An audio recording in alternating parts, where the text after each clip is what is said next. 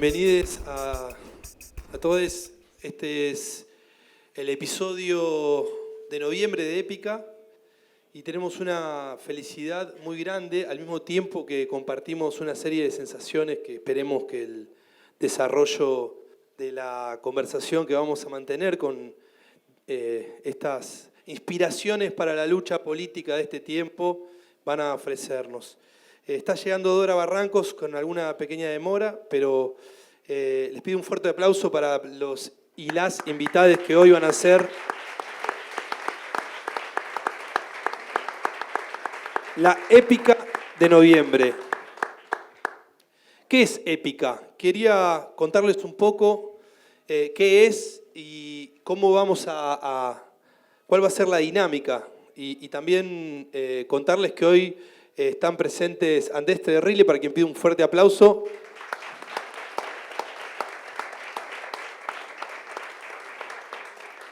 Federico Montero. Eduardo Rinesi.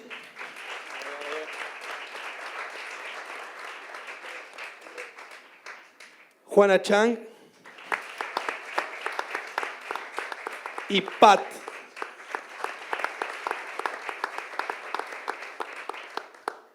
Mi nombre es El Chino Sanjurjo y quiero contarles qué es Épica. Épica es una...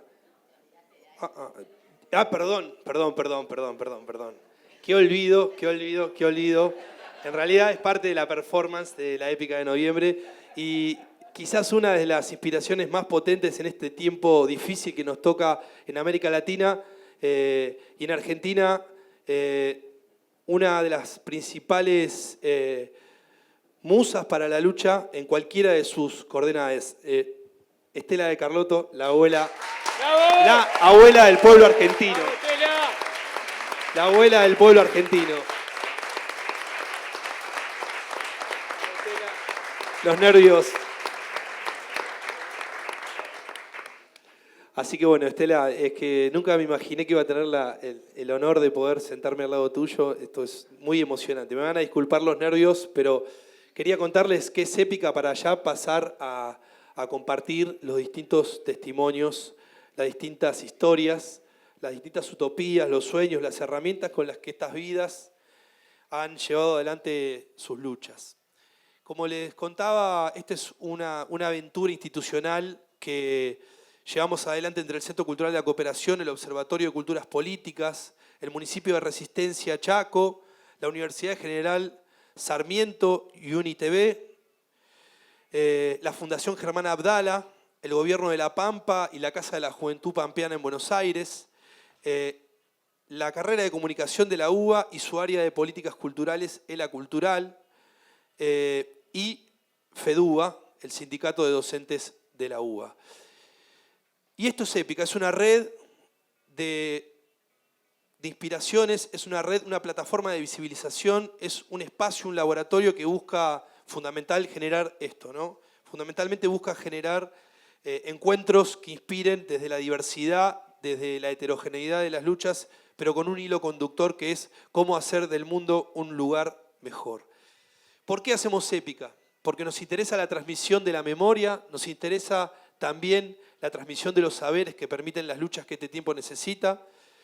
Y lo hacemos porque nos duele Bolivia, el golpe de Estado a ese pueblo y a su presidente, el primer presidente indígena, aquel que le dio la voz a un montón de personas excluidas.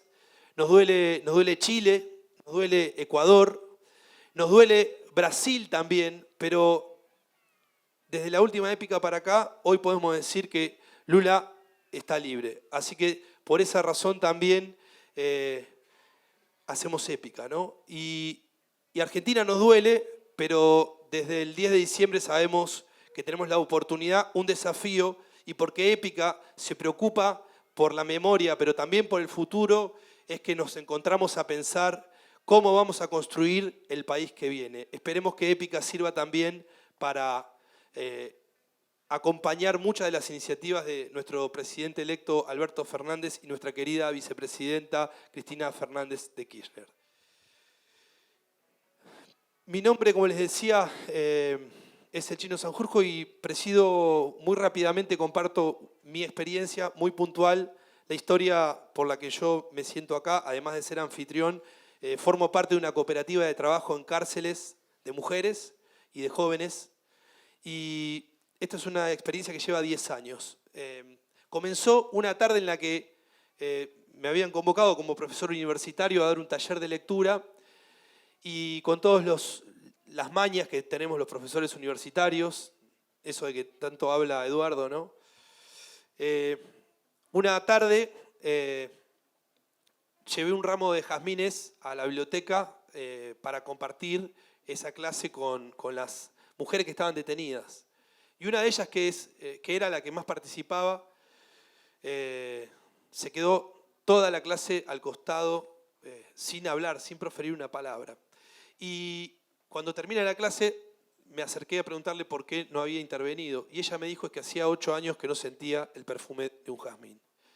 Por eso también nuestra lucha como cooperativa y nuestra convicción como cooperativistas es la de organizarnos para generar redes afectivas, redes de acción política que intervengan en esos espacios, espacios para la expresión, espacios para la construcción de redes de afecto.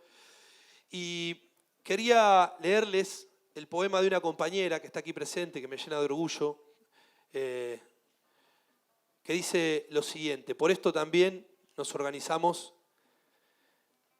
y dice así: se siente con cada milímetro de la piel, sin embargo, se da la menor importancia. Se siente frío, se siente calor, hasta se siente la ausencia de una caricia. Y un abrazo se hace casi desconocido. Un beso. ¿Se olvidan los besos? La luna, ¿ha cambiado de forma en todo este tiempo? Quizás ya no sea como la recuerdo. La brisa a la sombra de un árbol tendrá ese sonido suave, resumiendo todos los momentos en que cerraba los ojos para disfrutarla. Dejo que el agua de la ducha corra libre por mi cuerpo y ejercito mi recuerdo para que mi derecho sobre la memoria no me sea también quitado. Esto es autoría de Lidia Ríos. Pido un fuerte aplauso que está aquí presente.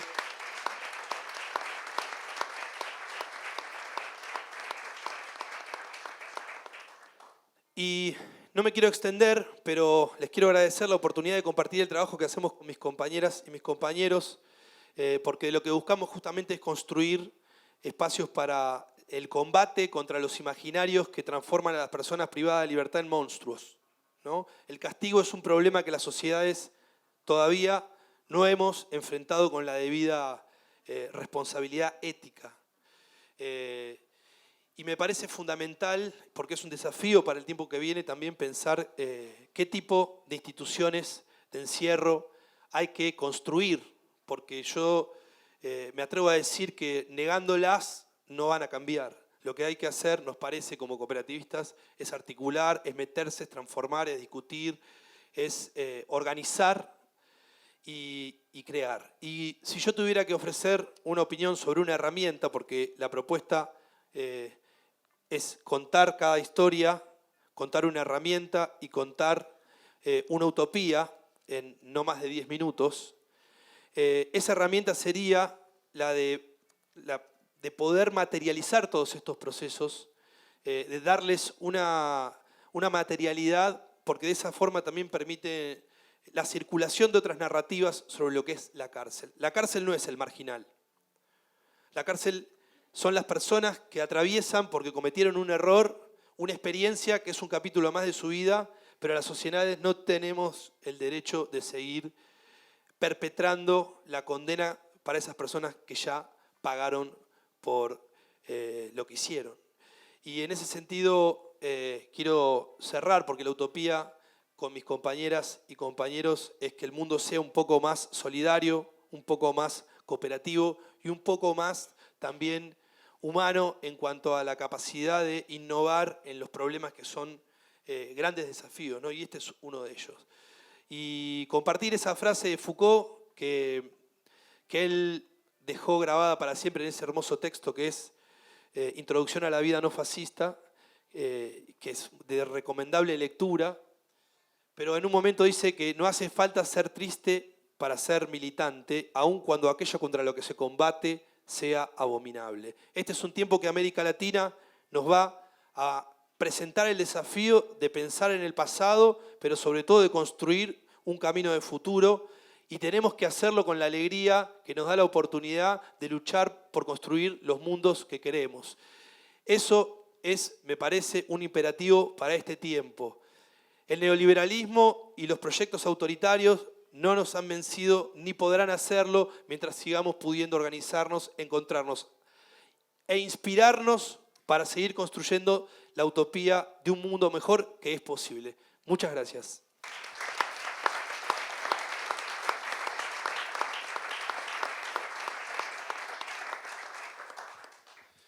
Le quiero entonces ahora quiero darle la palabra a Andrés Terrile, que va a contar parte de su historia, su lucha, una herramienta y una utopía. Y te pido también, Andrés, si te presentás y nos contás dentro de ese relato cómo ha sido tu vida. Muy bien, bueno, asumo que la estética visual va sentado, no sé si tengo que pararme, ustedes me sabrán, esto lo voy a explicitar, es parte del proceso, pero bueno. Mi nombre es Andrés Terrile, la verdad es que, bueno, es la primera vez que, no es la primera vez que hablo, que doy charlas, pero sí es la primera vez que hablo ante gente tan importante en muchos aspectos. Para mí es importantísimo que una persona ciega pueda estar acá, porque quiere decir que estamos visibilizando una temática que antes no se visibilizaba, así que desde ya mi agradecimiento. Si yo tuviera que ordenar o proponer una idea para esto que quiero comentarles, yo trataría de organizarlo en base a ni genios ni pobrecitos. Eso es, digamos, una especie de ideal o de utopía que yo tengo referido a esto que hablabas recién de los imaginarios, ¿no? Yo creo que en el caso, yo voy a hablar de las personas ciegas, pero esto también lo podemos hacer extensivo a las personas con discapacidad. En el caso de las personas con discapacidad, a veces pasamos por un imaginario que es bipolar, ¿no? Somos genios y pobrecitos. Yo me la paso escuchando apreciaciones, valoraciones de este tipo y lo digo porque parece que esto está superado, pero esto pasa a veces en la calle de recibir valoraciones de sos un genio y pobrecito. Generalmente la de pobrecito viene siempre de espaldas, ¿no? Cuando uno pasa. Y yo a veces pienso, ¿qué decimos?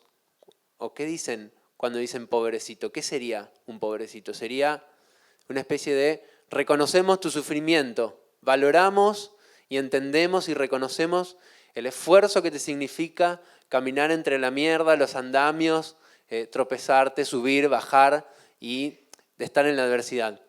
Pero no pasa de ahí. En realidad es una valoración que no tiene ningún tipo de idea de producir algo. En realidad es casi como una especie de limosna afectiva, ¿no? Como sabemos de tu sufrimiento, pero aparte siempre viene de espaldas. Entonces es como, sabemos de tu sufrimiento, pero aparte ya pasaste, así que no vamos a hacer nada por vos, no vamos a ayudarte a cruzar la calle, no vamos a preguntarte si necesitas ayuda. Es algo que uno llega a escuchar cuando ya pasó.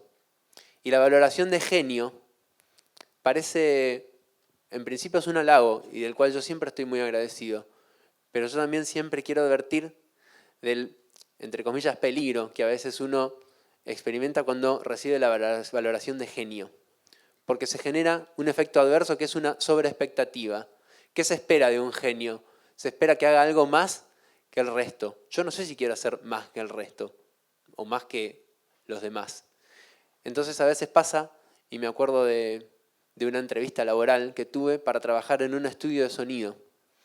Y un productor de sonido para cine me pregunta a mí, vos que sos ciego, ¿qué pensás del sonido en el cine argentino? Yo le dije, mire, yo soy ciego, pero no soy ingeniero en sonido. Soy una persona que escucha, en todo caso, escucha con atención, pero no soy ingeniero en sonido. Entonces a veces generamos una sobreexpectativa que termina siendo contraproducente.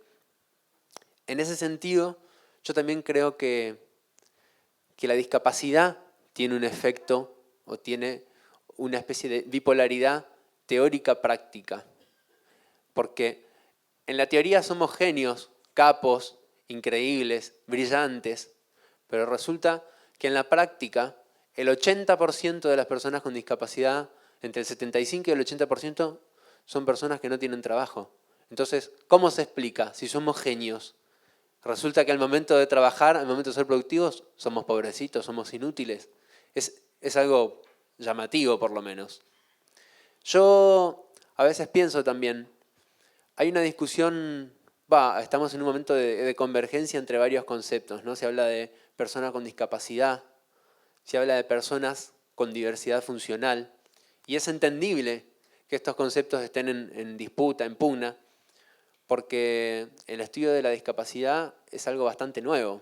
Sin hablar de más, me atrevería a decir que viene de los últimos 100 años, más o menos. Piensen que la Biblioteca para Ciegos es del año 1924 y es una de las instituciones de personas ciegas más antiguas acá en Argentina.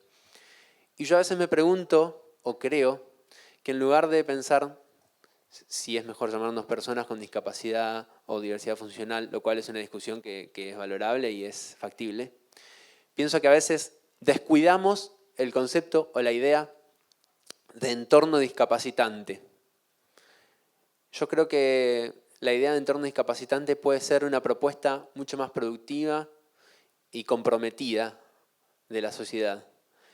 Y en este caso, yo voy a ser muy empírico, voy a dar ejemplos concretos. ¿Qué es un entorno discapacitante? Es un entorno que no nos capacita, que nos inhabilita. Un entorno discapacitante puede ser una calle sin rampas, puede ser una señalización que no está escrita como tiene que estar escrita, pero puede ser un montón de cosas. Yo siempre doy un ejemplo que a mí me parece muy concreto.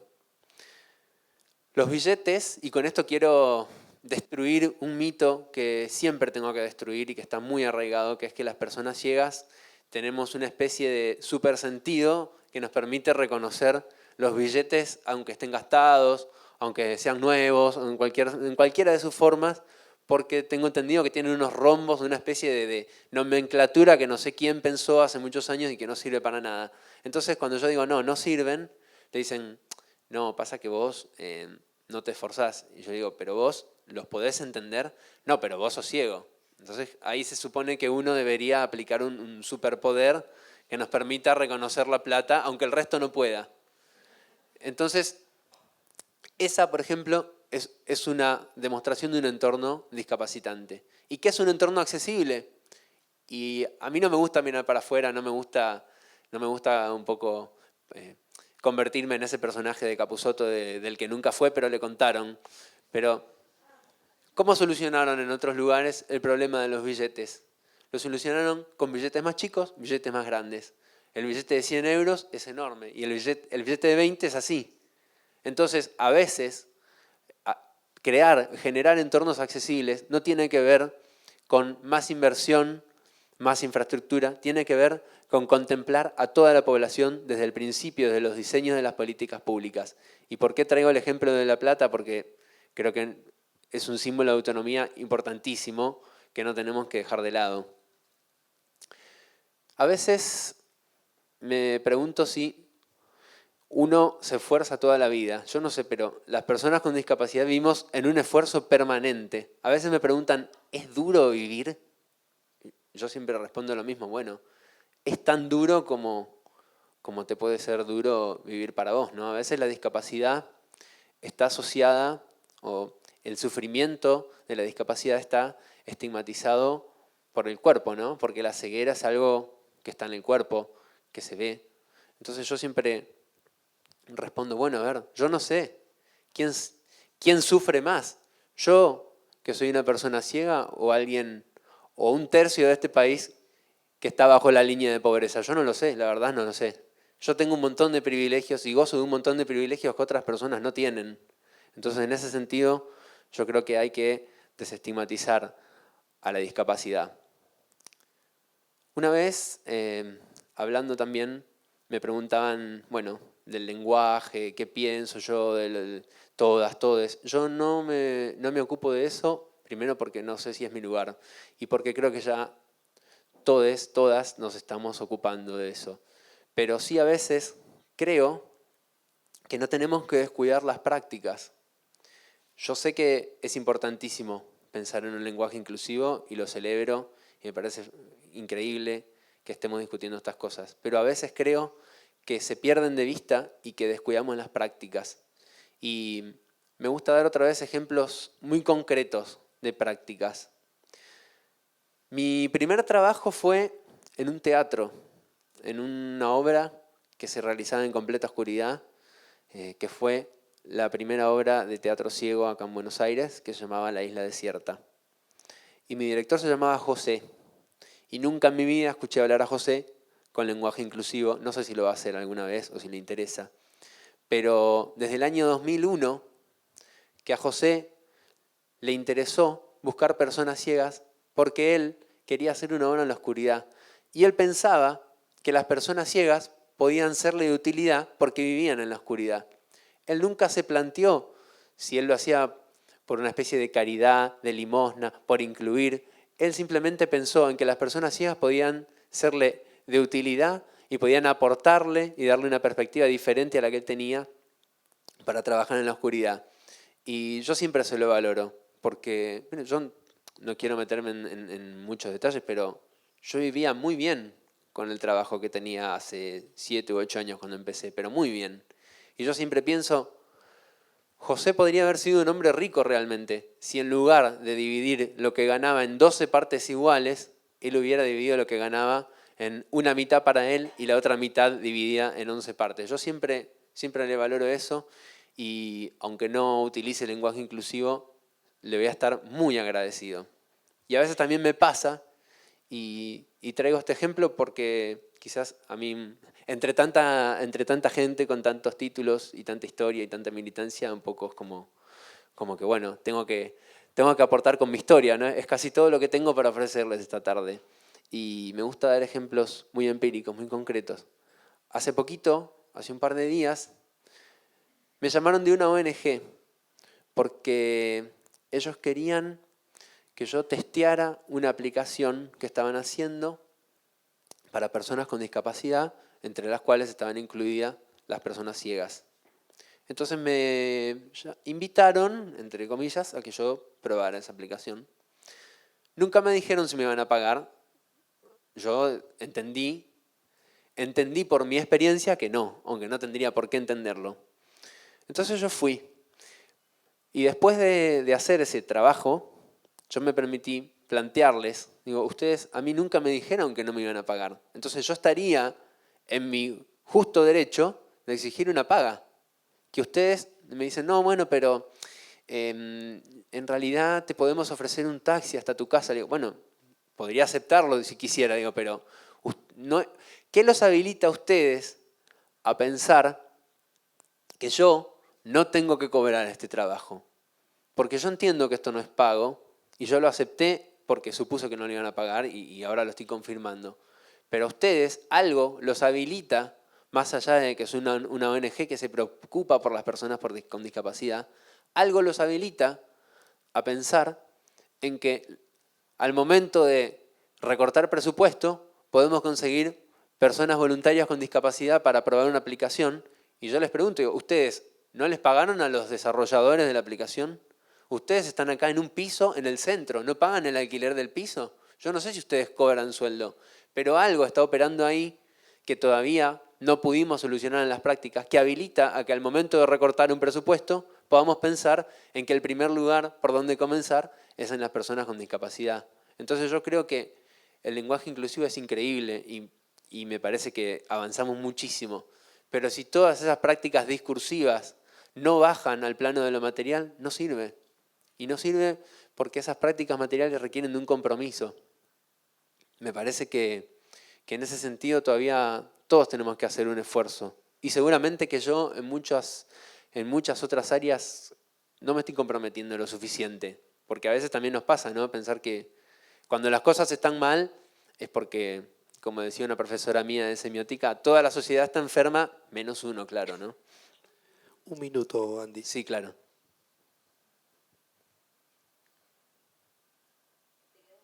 Ah, Yo, perdón. Bien, entonces me gustaría cerrar con esta idea. Yo no pienso un mundo perfecto, pero sí me gustaría salir de la bipolaridad.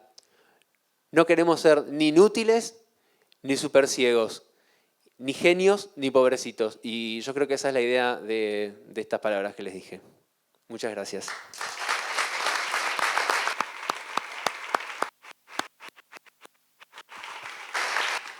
Muchísimas gracias, Andrés.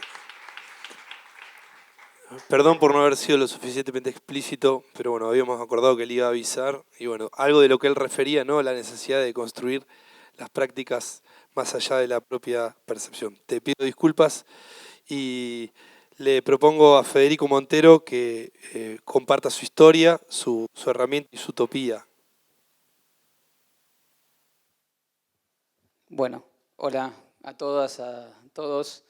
Gracias, Chino, por la invitación, no solo a esta charla particular, que la verdad que es un honor compartirla con compañeros, compañeras como los que están acá, sino por la propuesta, la idea, la iniciativa de Épica.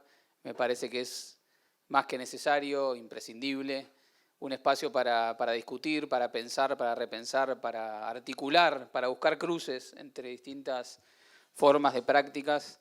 Lo hemos charlado un poco también en su momento, cómo quizás la forma que tenemos en algunos sectores de pensar las cosas ya fue superada por nuestras propias prácticas culturales y hay veces que necesitamos los espacios de encuentro, las intersecciones como para ponernos un poco al día y discutir un poco eso. En el caso particular mío, yo encontré en el sindicato la solución a un problema y el inicio de muchos otros, ¿no? La solución a un problema que tenía que ver con la famosa tensión que tenemos muchos militantes políticos, que es el tema de la militancia en la universidad o la militancia en el territorio. Digamos, no sé si le ha pasado a algunos de los que están acá cuando militamos políticamente, digamos, no creemos, digamos, en una militancia universitaria estrictamente, sino que somos parte de una organización política más amplia. Siempre está esa tensión, digamos, ¿no? Que hay los compañeros y compañeras que dicen, no, lo importante es ir a militar al territorio, y otros que dicen, no, lo importante es militar en la universidad, como cosas estancas. Yo había militado a nivel estudiantil en la universidad y luego había dejado, era becario del CONICET en ese momento, en un equipo de investigación, pero ya me había cansado y estaba militando en el territorio y sentía como esta situación medio de corazón partido, digamos, ¿no? Porque iba a Sildáñez o a Villa 20 a trabajar y a organizar políticamente. En ese momento militaba en la JP Evita. Y después tenía que hacer los papers y los trabajos del equipo de investigación en el Chino Germani en el que trabajaba. Y sentía como que una cosa no articulaba muy bien con la otra. Y en ese momento de contradicción, en ese momento de decir, bueno, porque uno se pone una ética militante, ¿no? y un deber ser militante, que es, bueno, ¿desde dónde estoy contribuyendo más y mejor? ¿Y a qué le estoy sacando tiempo? ¿Para qué?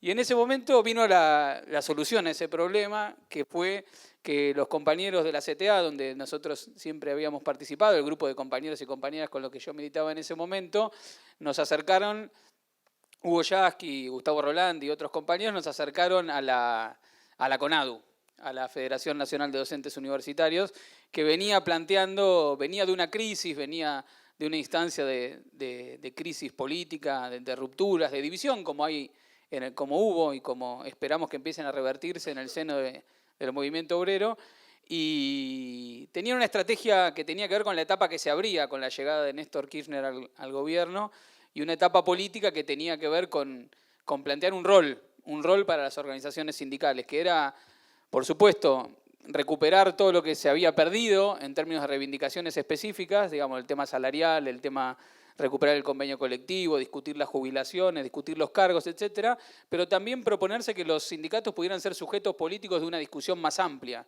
que en el caso del sector nuestro tenía que ver con discutir la universidad. sí, veíamos que había un proceso de cambio, que se estaba ganando más presupuesto, etcétera, pero queríamos ser un actor que discutiera el sentido político, para qué estaba la universidad, para quién estaba la universidad, cómo se construía universitariamente, y si bien no era el único sujeto que participaba de esa discusión, se proponía que el sindicalismo, bueno, pudiera ser parte de ese debate, o sea, se proponía una instancia de discusión política en ese marco. Bueno, eso, digamos, me terminó de seducir en algún sentido la propuesta, la promesa, digamos, ¿no?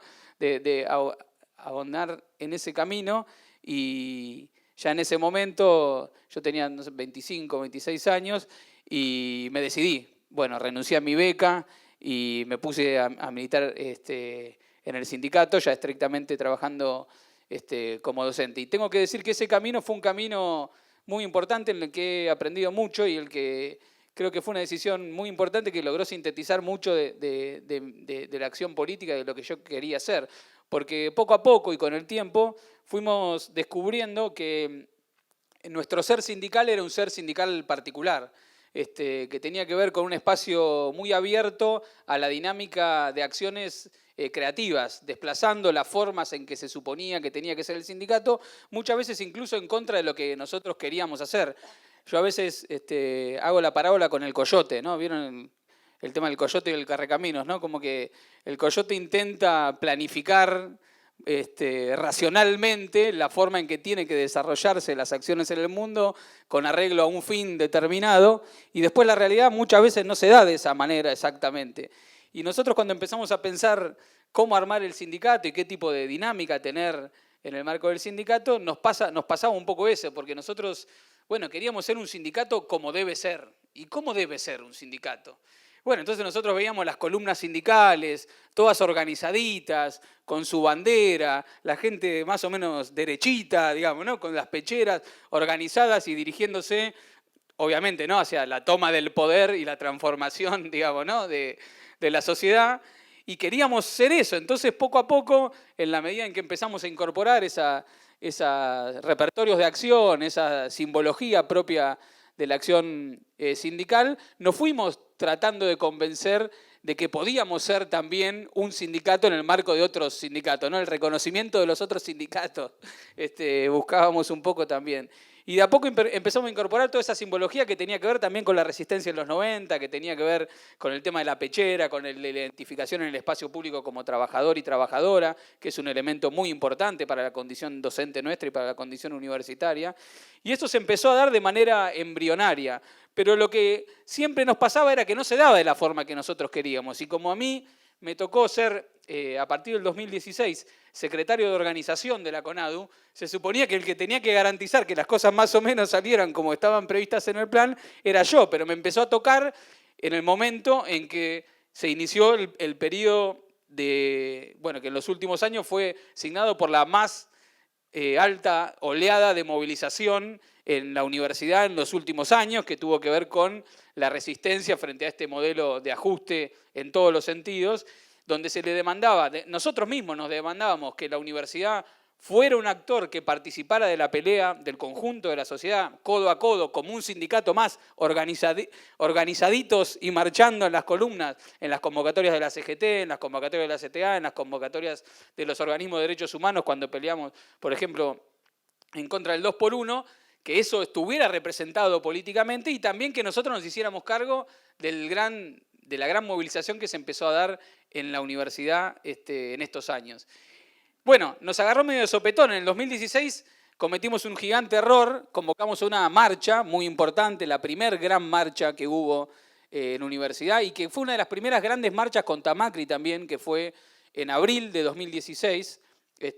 Hubo una primera marcha muy grande en febrero que convocó ATE Capital, una marcha muy importante en términos políticos que ya empezaba a marcar lo que había sucedido en el Estado, y nosotros en el marco de la paritaria nuestra convocamos una marcha. Bueno, cometimos un error, la marcha la convocamos, no sé si ustedes todos conocen la geografía de la ciudad de Buenos Aires, pero la convocamos desde Plaza Jusey hasta el Ministerio de Educación, o sea, una L con un ángulo de 90 grados imposible de garantizar para una marcha, y colocamos y planificamos la cabecera enfrente de la Facultad de Ciencias Exactas.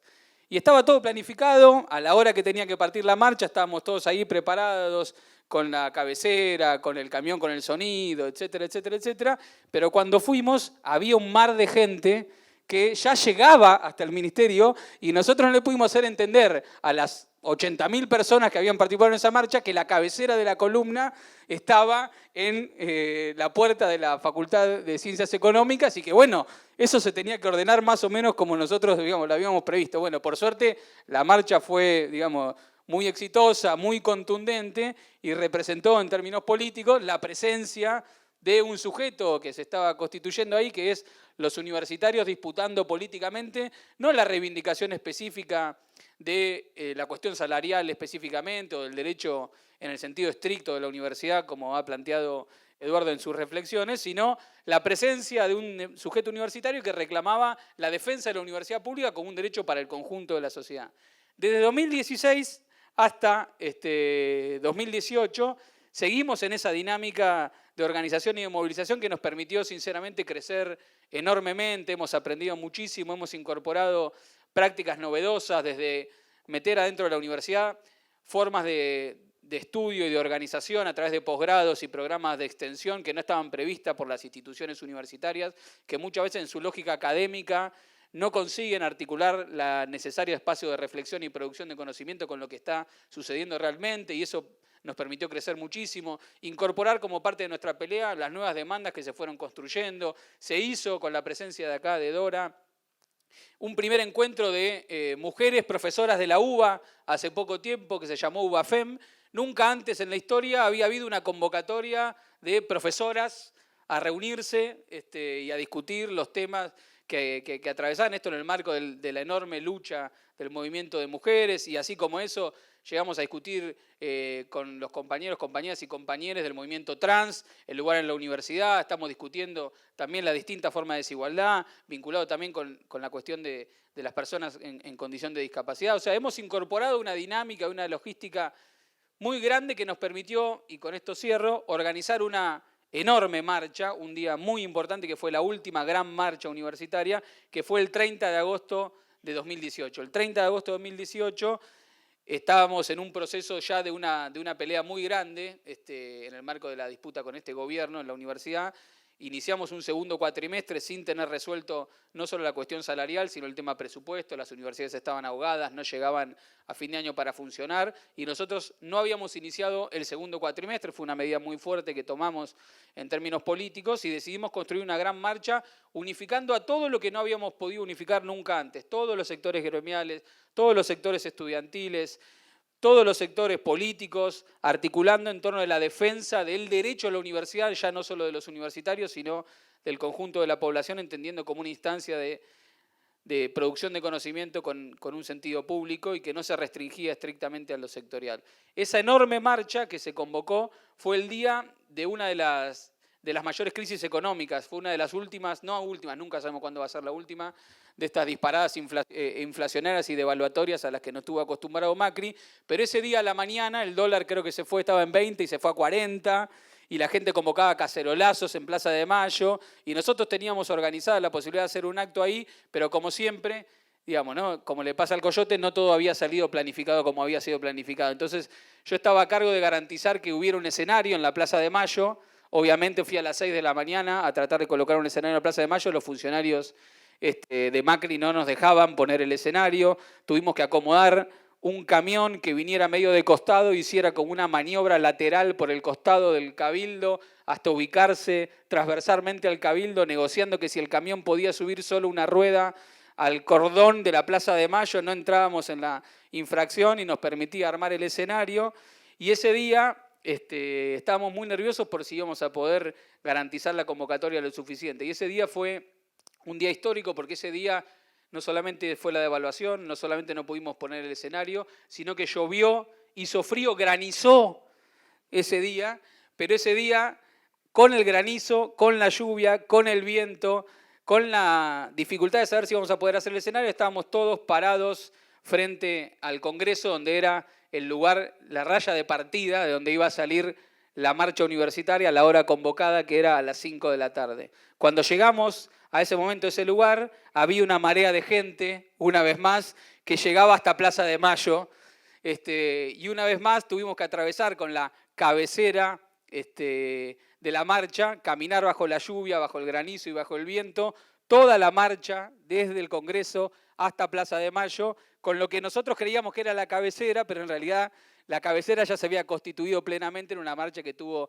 más de 400.000 personas, que fue un hecho histórico que coronó unas movilizaciones que había habido en todo el país. Entonces, un poco como el coyote, ¿cuál es la enseñanza? ¿Cuál es el aprendizaje que nosotros tenemos? Es que la tarea que nosotros nos habíamos propuesto en términos políticos, que era constituir un sujeto que pudiera poner de pie a la universidad y visibilizarla como parte de las luchas del campo popular, con su personalidad, con su forma de ser, bajo la forma sindical, se había logrado, pero no se había logrado con las formas que nosotros a priori entendíamos que esa forma sindicato tenía que ser, sino que se había logrado con las características que nuestros propios compañeros y compañeras le daban a esa forma de lucha, que tienen que ver un poco con este espontaneísmo, que tienen que ver con un poco con esta forma de autoexpresión, pero que fundamentalmente tienen que ver con esta cosa de apropiarse del espacio público y movilizarse solidariamente, no solamente en defensa de los intereses propios, sino como parte de una pelea general. Así que, como decía antes, el sindicalismo nos trajo un montón de soluciones respecto de qué es lo que nosotros pensamos, pero también un conjunto de problemas respecto de cómo organizarse. Y así, de a poco, surfeando la ola, fuimos transitando estos años de organización política, de organización sindical, y creo que un poco podemos decir también que los compañeros y las compañeras de la universidad se organizan con los dirigentes a la cabeza, o si no, con la cabeza de los dirigentes.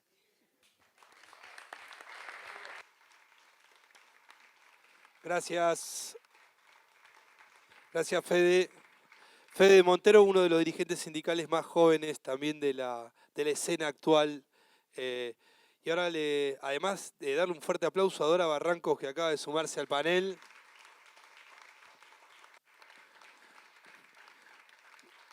Le vamos a proponer que comparta en 3 momentos, ¿no?, su testimonio. La historia de su lucha, una herramienta y una utopía, un sueño, un desafío, en no más de 10, 12 minutos, que tenemos ahí también ese desafío de la economía del tiempo. Bueno, muchísimas gracias, qué emoción con tan bella gente. Digamos, me pregunté qué tipo raro de circunstancias tenía que pasar con esta suerte de narcisismo gigante que una va a derramar acá. Pero bueno, entonces vamos a ser cauta. Yo soy una señora muy grande, como ustedes pueden imaginar, acá veo apenas con las luces del quirófano, pero veo que hay gente joven y seguramente algunas de estas circunstancias. Primero, yo no creo que la experiencia sea transferible, porque la experiencia la hacemos en contextos situacionales, en contextos además de cambio, cambio afuera y cambio adentro. Entonces, hace poco, permítanme decirles esto, por lo que por ahí podría significar algo así como el campo de la experiencia que una imparte sobre todo a les jóvenes.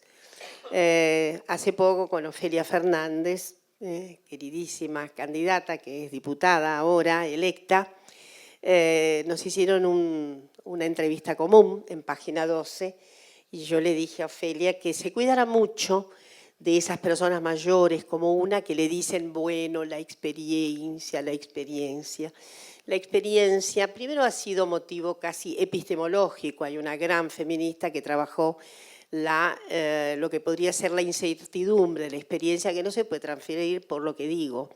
Podemos decir, bueno, algo está asociado a esto que pasó y podremos decir, bueno, miren, este fenómeno viene acompañado de y hacer una alerta. Pero la experiencia no es transferible, por lo que insisto en decir las condiciones de posibilidad de cada época en la que se forja nuestra subjetividad. Y yo le dije a Ofelia, recordando a Pedro Nava, un gran novelista brasileño que cuando cumplió 80 años, yo estaba exiliada en Brasil, Le hicieron una entrevista y don Pedro, la joven entrevistadora, le dice, don Pedro, todo en portugués por supuesto, don Pedro, su experiencia, ¿qué le puede decir a las jóvenes generaciones?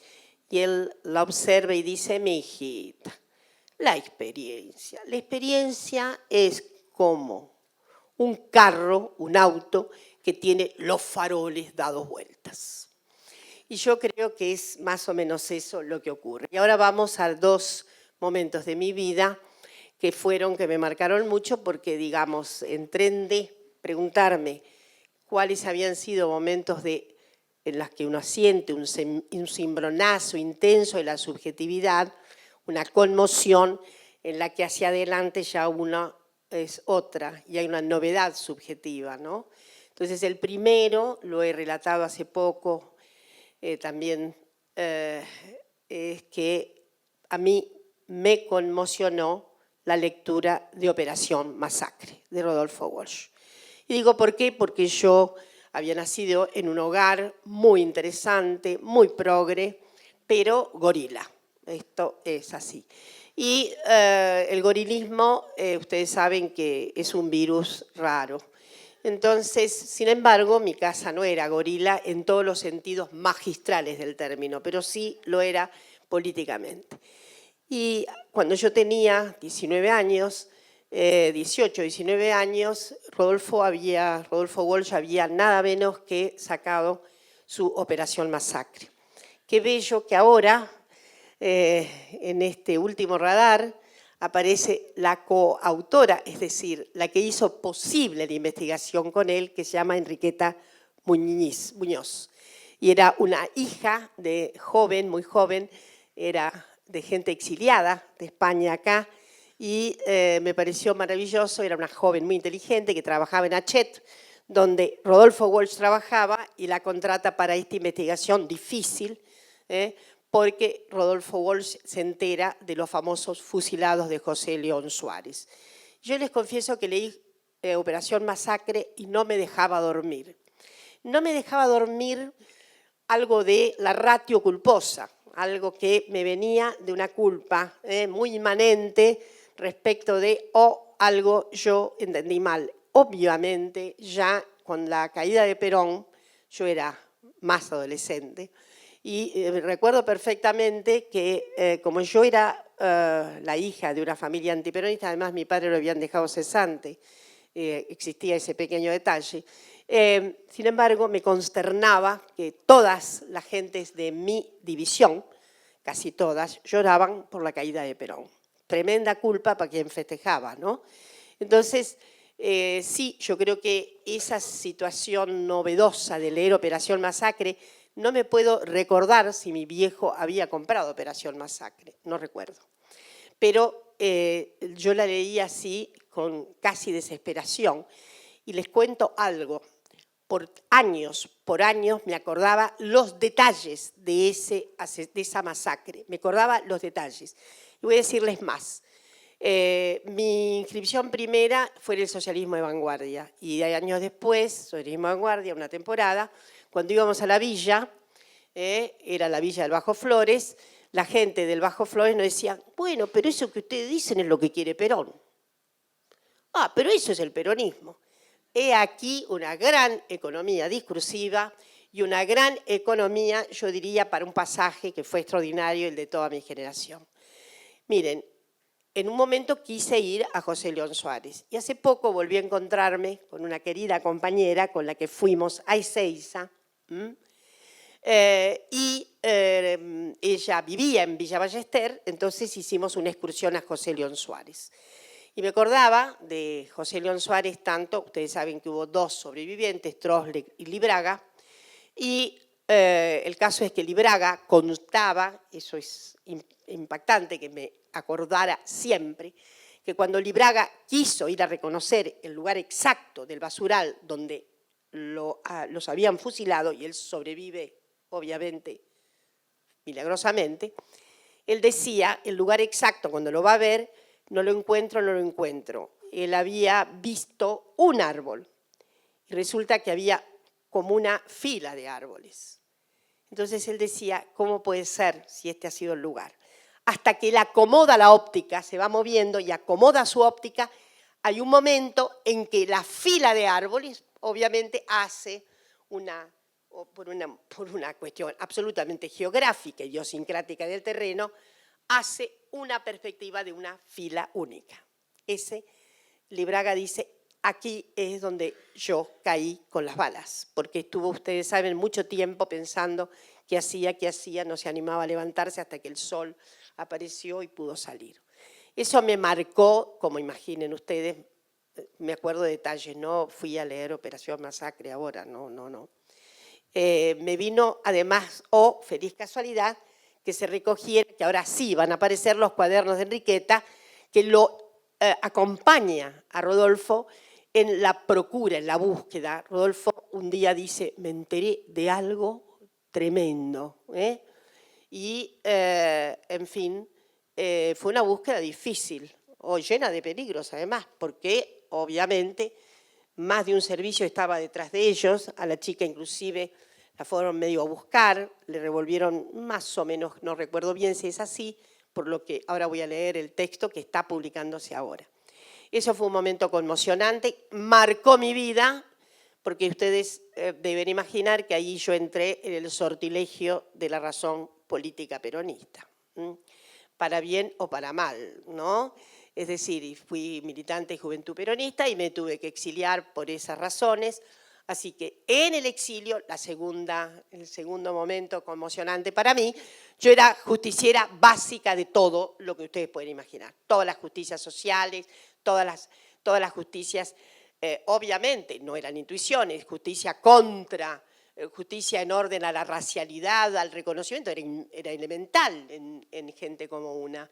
La lucha antiimperialista, etcétera, la idea de una fraternidad intensa con todos los pueblos perseguidos del mundo, comenzando por nuestros indios, eso me era íncito. Ahora, feminista, no, porque mi generación veía el feminismo en un término de todavía causa burguesa, qué ridículo es, pero lo veíamos como causa burguesa, todavía estaba dentro de. Yo leí El segundo sexo de Simone de Beauvoir y siempre digo, lo leí como literatura. Qué maravillosa literatura. No había, fíjense ustedes, no había interpelación acerca de mí, ¿no? Entonces, estando en Brasil, en el exilio, había habido tengo minutos, ¿no?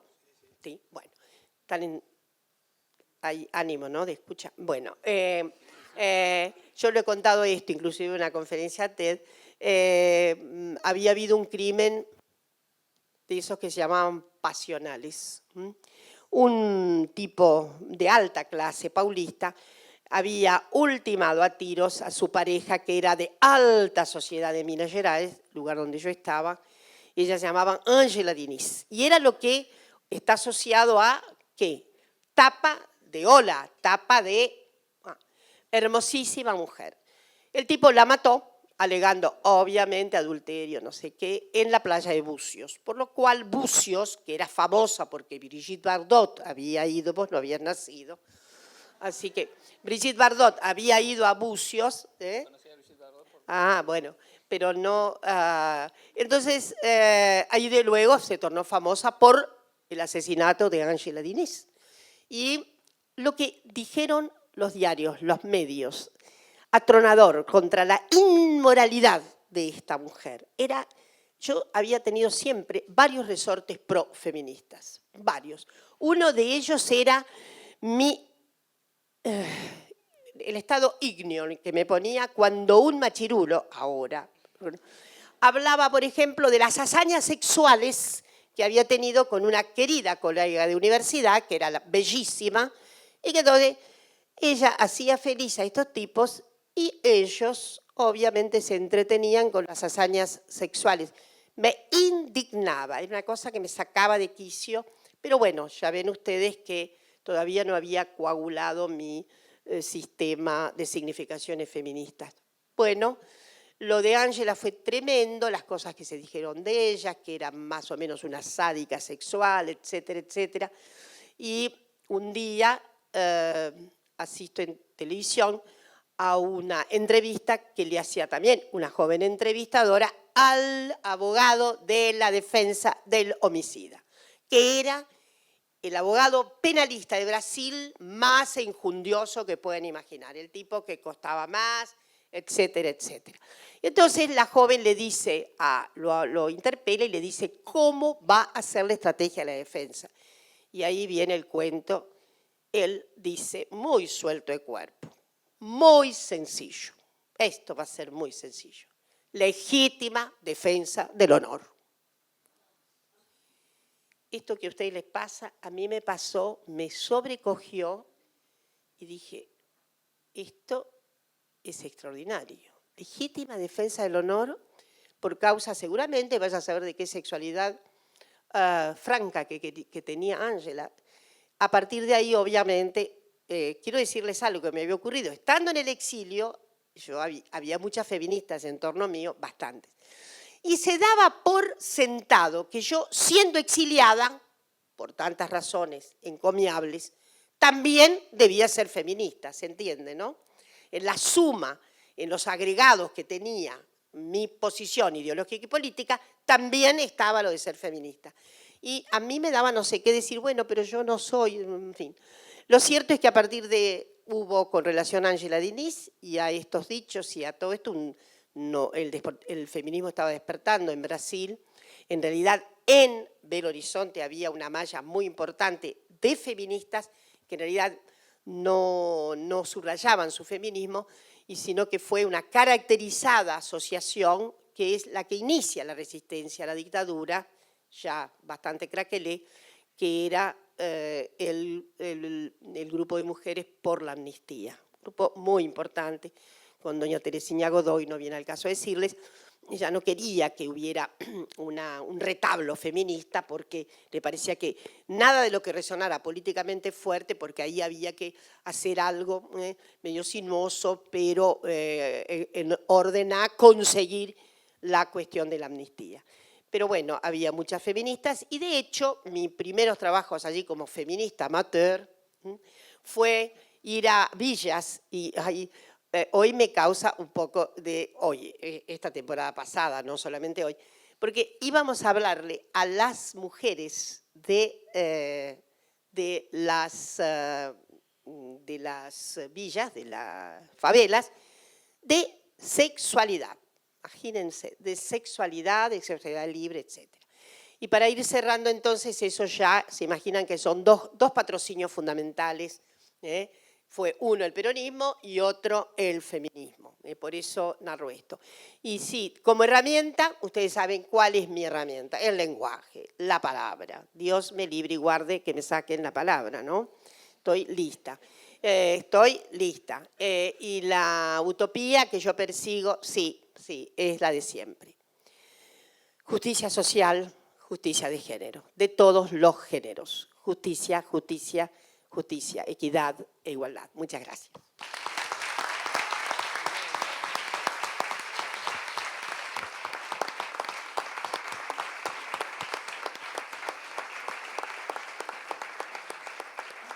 Muchísimas gracias, Dora. Es emocionante y bueno, inspirador. Cuando hablamos de la experiencia, hablamos también de la conjunción de trayectorias que generan estas chispas y estas inspiraciones. Y hablando de inspiración, queremos ahora sí darle la palabra, ofrecerle para que comparta su reflexión, su testimonio a Eduardo Rinesi. Bueno, muchas gracias, Chino. Buenas tardes. Días pasados, consumado el golpe en Bolivia, el presidente de los Estados Unidos, Donald Trump, celebró ese golpe en nombre de la democracia boliviana. Y yo pensé que algo así como un ciclo se cerraba en América Latina. No se celebraban golpes militares en nombre de la democracia desde los golpes militares de los años 70, cuando el general Videla justificaba el golpe que había cometido en 1976, lo hacía en nombre de la democracia. Para los militares golpistas de los años 70, la democracia era el nombre de una forma de orden que había que defender de peligrosísimos enemigos que eran el populismo, la anarquía y la corrupción. Y los golpes se hacían en nombre de la democracia. Y eso lo volvió a decir hace muy poquitos días el presidente de los Estados Unidos, y a mí me dio la impresión de que un ciclo político que, digo esto porque ese ciclo en América Latina más o menos coincide con el ciclo de mis propias preocupaciones políticas, mi propia militancia política.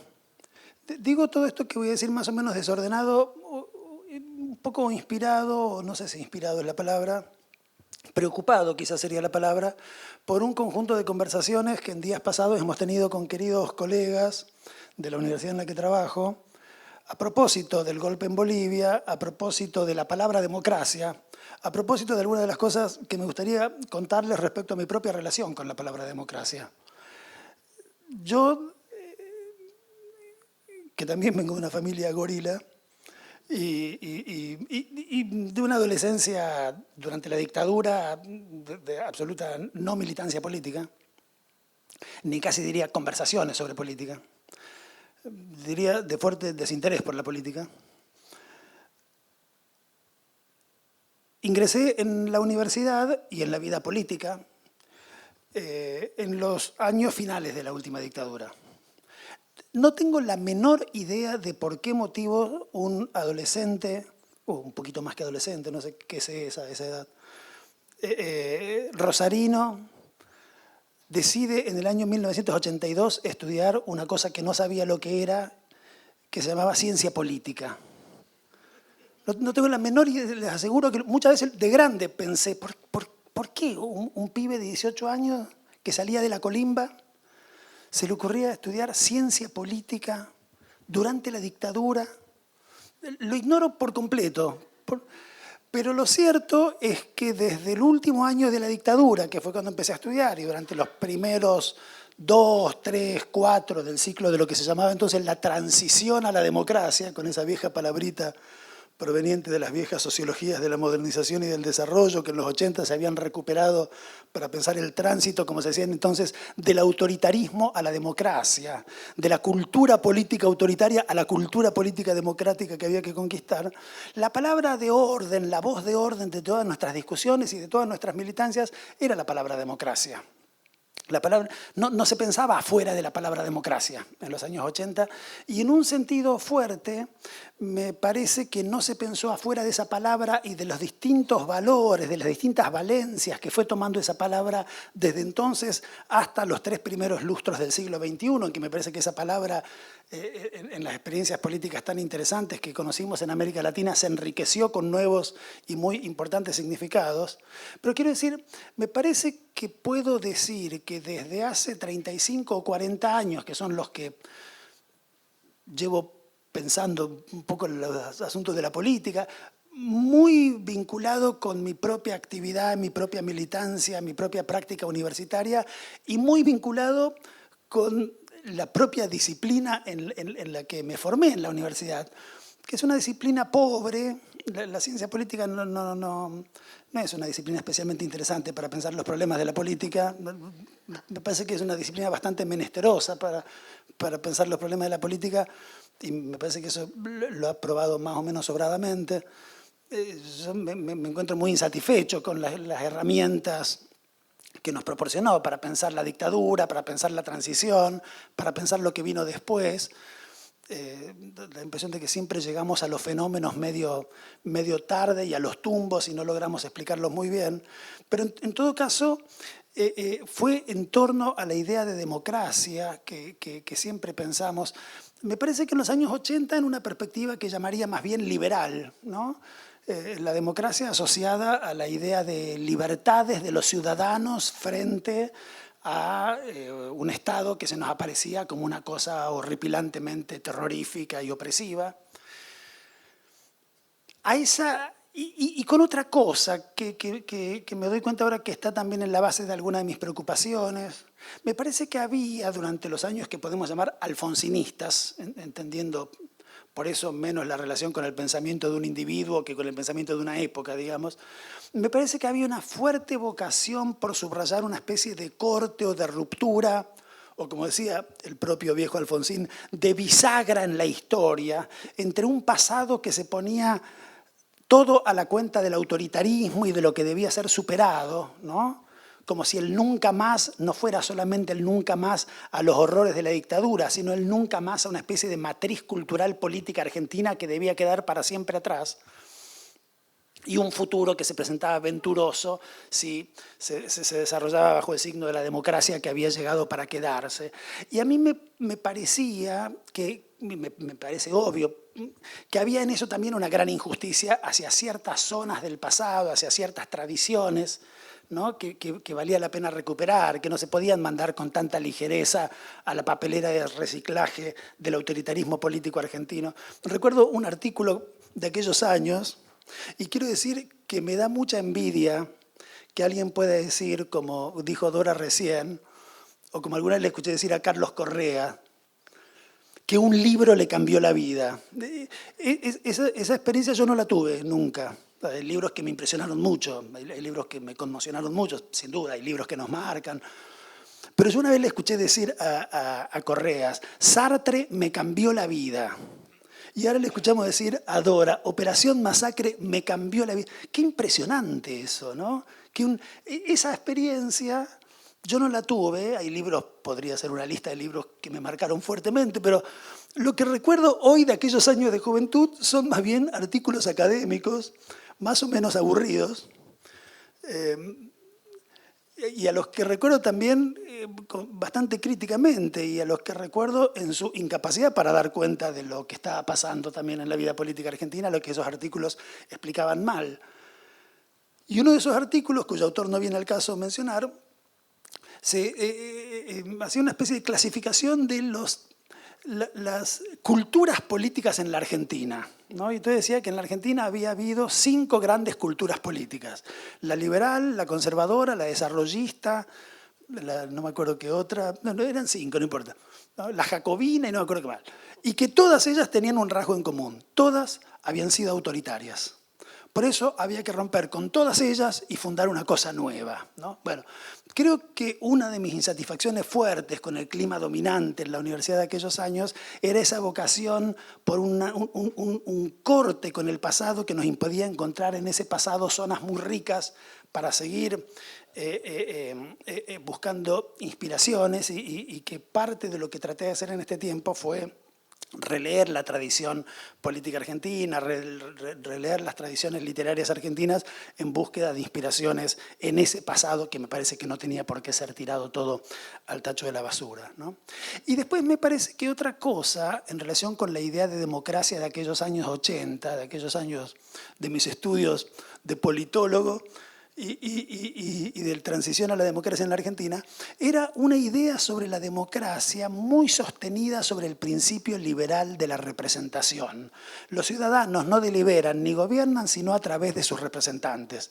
Estos representantes después actúan en su nombre, se toman helicópteros en su nombre, hacen todo tipo de cosas en su nombre, y frente a eso lo que más de 4 reclamábamos a la democracia era un mayor componente participativista. Decíamos, además de la representación, la participación, ¿no? La participación popular deliberativa y activa, como decía en aquellos años una politóloga canadiense que me gustaba mucho, Carol Pateman, ¿no? Una tipa de lo más interesante también por sus estudios sobre género y demás, en un libro de crítica de la teoría política liberal, donde la tipa decía, además de representación, participación, ¿no? A mí me parece que esas 2 ideas de libertad que asociamos a la noción de democracia, la idea de libertad como libertad ciudadana frente a un Estado que puede ser muy autoritario, y la idea de libertad como libertad para participar en los asuntos públicos, vinieron a agregarse después, en los años siguientes, en los 3 o 4 primeros lustros del siglo XXI, en toda América Latina y en la Argentina, durante los años de la experiencia kirchnerista con mucha fuerza, otros 2 asuntos fundamentales. Uno, una idea de la libertad que a mí me gusta llamar republicana, porque no tengo la menor intención de regalarles la palabra república a la manga de conservadores que se han apropiado de ella en la discusión política argentina. La palabra república es una hermosa palabra que nos pertenece a nosotros. Y hay una idea republicana de la libertad que es la que entiende la libertad no como un asunto de los ciudadanos individuales, sino como una cosa pública, como parte de la cosa pública. Una idea republicana de la libertad empieza por entender que nadie puede ser libre en un país, en una comunidad, en el seno de un pueblo que no es libre, y en ese sentido es una idea sobre la libertad que se parece mucho a lo que llamamos habitualmente soberanía, ¿no? Y me parece que los populismos latinoamericanos de comienzos del siglo XXI nos devolvieron una preocupación y un interés por esa palabra, la palabra soberanía, como parte fundamental de lo que entendemos como una sociedad democrática. Y la segunda cuestión es la cuestión de los derechos. Me parece que en las tradiciones democráticas latinoamericanas y en los populismos latinoamericanos de comienzos del siglo XXI, la idea de derecho es una idea fundamental. Es decir, empezamos a entender que una sociedad es tanto más democrática no solamente cuantas más libertades tienen sus ciudadanos, sino cuantos más derechos los asisten y les son garantizados por el Estado. Y eso nos llevó también a un asunto que a mí me ha interesado mucho desde el punto de vista político y desde el punto de vista teórico, que es una comprensión más compleja sobre el Estado, que me parece que no hay que poner solamente del lado de las cosas malas de la historia, ¿no? Como aquel que viene a arruinarnos las libertades o a arruinarnos los derechos, sino que debe ser puesto también al mismo tiempo y en tensión con esa dimensión más negativa del lado de una fuerza que viene a garantizar los derechos que postulamos que tenemos. Entre esos derechos que postulamos que tenemos, voy a mencionar ahora un documento que no diría que me cambió la vida, sería un poco exagerado, pero un documento al que le di mucha importancia en años recientes, que me parece que tiene muchísima importancia y que me parece que a todos los que nos ocupamos de la cuestión universitaria, o porque pensamos en torno a ella, o porque hemos tenido alguna responsabilidad de gestión o de conducción de universidades, del sistema de universidades públicas argentinas, nos ha impactado fuertemente. Este documento que me gustaría mencionar es la importantísima declaración final de la Conferencia Regional de Educación Superior de Cartagena de Indias del año 2008, una conferencia del IESALC de la UNESCO, que en el año 2008 establece de una manera absolutamente revolucionaria y fundamental que la educación superior es un bien público y social, un derecho humano universal y una responsabilidad de los Estados. Me parece que la idea de derecho central en nuestras representaciones sobre la democracia durante las primeras 2 décadas del siglo XXI encuentra aquí un asunto muy importante alrededor del cual desplegarse, que es nuestro modo de pensar en una institución que tiene números redondos en la historia de la cultura de los países de lo que solemos llamar Occidente unos 1000 años y que nunca a lo largo de esos 1000 años se había pensado a sí misma como una institución encargada de garantizar nada que pudiera conceptualizarse como un derecho universal. La universidad siempre fue pensada y siempre se pensó como lo que siempre fue, una máquina de fabricar élites.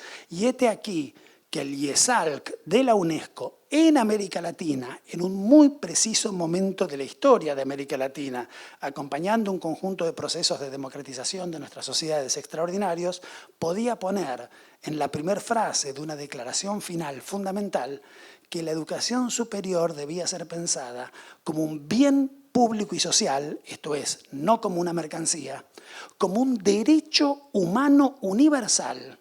Y por lo tanto, y para que esto último fuera efectivo y cierto y no puramente declarativo, como una responsabilidad de los Estados. Diría que una parte importante de lo que pensamos en la universidad, en particular en la universidad en la que yo trabajo y en la que me tocó desarrollar algunas funciones de conducción durante unos cuantos años, primero como decano de un instituto, después como rector, en ambos casos acompañado o formando parte, mejor dicho, de equipos extraordinarios de colegas talentosísimos y queridísimos, me parece que una parte importante de lo que pudimos pensar y de lo que pudimos tratar de hacer estuvo vinculado al intento de democratizar esa institución tradicionalmente tan poco democrática que es la universidad, generando ámbitos y formas de participación del conjunto de la comunidad universitaria en una serie de decisiones. Hoy a la mañana con mucha alegría de votar por 7º u 8º año consecutivo en una institución interesantísima que tenemos en nuestra universidad, que es la institución del presupuesto participativo.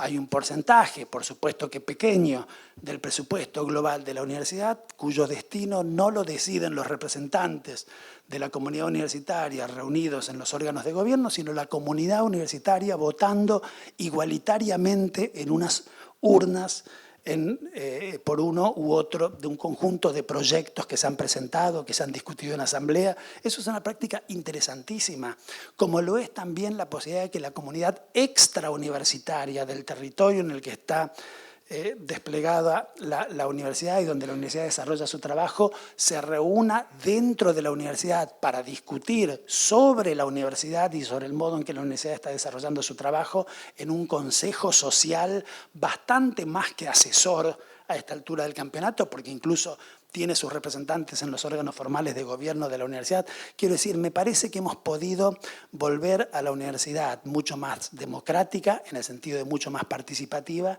y me parece que le hemos dado 1000 vueltas a la pregunta por qué quiere decir hoy, aquí en la Argentina, que la universidad es un derecho humano universal, si es que no vamos a entender eso como una mera consigna. ¿Qué quiere decir? ¿Qué consecuencias prácticas tiene para nuestras vidas de profesores universitarios? ¿Qué consecuencias prácticas tiene para la gestión, para la administración cotidiana de una universidad?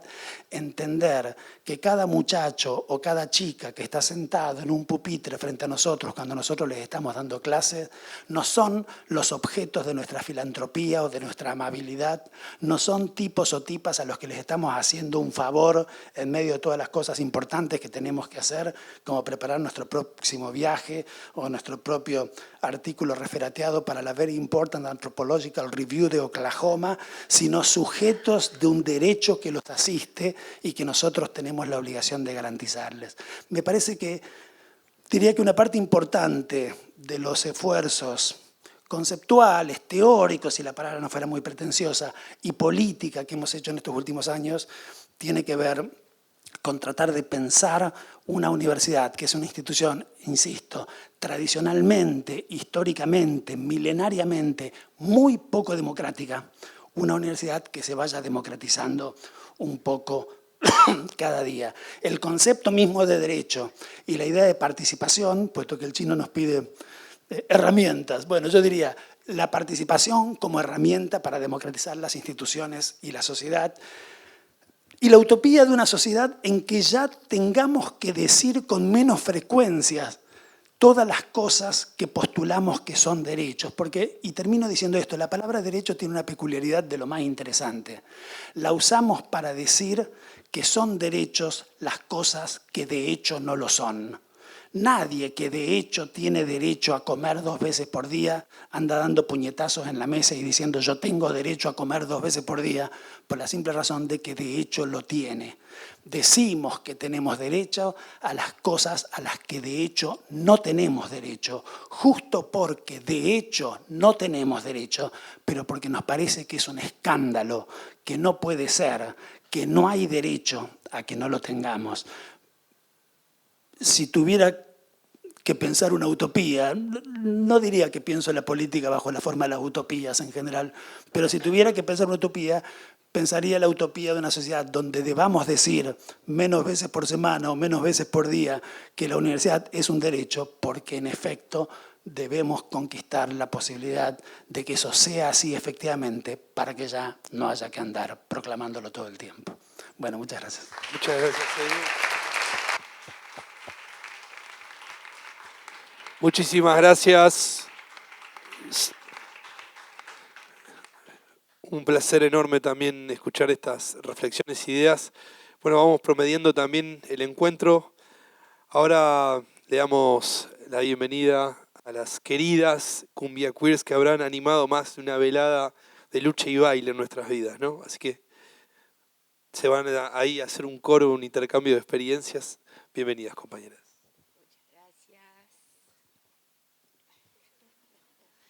Bueno, muchísimas gracias. Estamos muy conmovidas de estar acá. Bueno, nuestras experiencias son un poco más básicas de todo lo que estuvimos escuchando. nosotras empezamos a tocar como banda en el año 2007 y nos conocimos en un evento, en un festival llamado Veladona que hacíamos con la banda que tenemos con la guitarrista y la baterista de Cumbia Queers, con Pilar y con Inés. Tenemos una banda llamada She-Devils y venimos tocando como desde mitad de los 90 y gestionamos un festival para mujeres o para todo tipo de mujeres, como decíamos en ese momento, queriendo referirnos a todo lo que abarcan las disidencias sexuales o todas las personas que se quisieran incluir con nosotras en esos festivales. Ahí fue donde nos conocimos. Pero bueno, venimos cada una desde hace bastante, como digo, con She-Devils desde mitad de los 90, pero para llegar hasta ahí, bueno, yo arranqué más o menos como contaban recién, en el 82 arranqué también en la universidad pública, pero salí aterrada, con mucho miedo al mundo que le tenía, toda la dictadura que había atravesado mientras estaba en el colegio secundario y había leído un artículo sobre un movimiento punk que estaba en contra de todo lo establecido. Así que bueno, dejé la universidad y me dediqué al punk. Y sí, ahí empecé a conocer, era muy reducido el grupo de gente que estaba con esa idea en Argentina en ese momento, después de todo lo que, toda la matanza y el desastre que había quedado después de la dictadura. Personas jóvenes, como otras personas también jóvenes en otras movidas como heavies, darks, bueno, lo que había en ese momento empezaban a emerger desde los tachos de basura y las calles oscuras reclamando, pateando todo, literalmente. Y me sentí un poco más a gusto con ese patear todo que en otro sitio, ¿no? Entonces, eso influyó mucho en algunas herramientas que proveía este movimiento que en el último cuarto del siglo pasado fue muy importante porque popularizó unas herramientas muy básicas como es el hacer las cosas por uno mismo, como es algo que hasta ese momento no era tan popular. Para todo se precisaba, o te decían que se precisaba un título, o bueno, determinada instrucción, o determinado acceso, o que todo requería de determinados pasos y que no era fácil de conseguir si no tenías esas herramientas a mano que solían ser o el estudio o bueno, determinados privilegios. El punk para mí una de las cosas mejores que hizo fue patear eso y decirte vos podés hacerlo aunque no sepas tocar, es decir, infectó toda la industria con decenas de ruidos, que para mí son sonidos hermosos, pero con romper absolutamente con todo, por eso fue muy importante en la cultura y en la contracultura por lo menos de esta parte del mundo, ¿no? Así que eso ayudó a un montón de gente que no podría haber hecho prácticamente nada o debería haber ahogado sus sueños de no haber sido por ese empujón que creo que a mí me habilitó a tener bandas desde mitad de los 80 en adelante. Y las herramientas son las básicas, autogestión, autoproducción, que en ese momento eran palabras que eran soñadas, no existían con contenido, no lo tenían, eran como un sueño de realización. Y si bien todo esto suena muy básico, el haber sentido el ánimo de agarrar una guitarra barata, porque también, bueno, con gente con pocos recursos, tampoco en Argentina en ese momento había como muchas...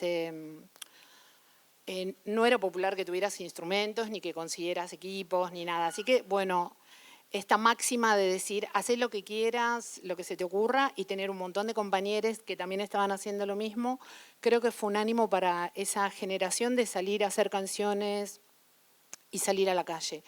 Y también en ese momento el punk era un activismo callejero, ¿no? Que luchó mucho contra la represión policial, contra los edictos, bueno, eran las cosas que sucedían en esa parte de los 80 y siempre en alianzas en todas las marchas de la resistencia, con las madres, con las abuelas. Y bueno, de ahí sale el germen de She-Devils. Con Pilar pasamos varias horas en la biblioteca anarquista José Ingenieros, que era también un refugio y un lugar donde aprender también de esas técnicas anarquistas.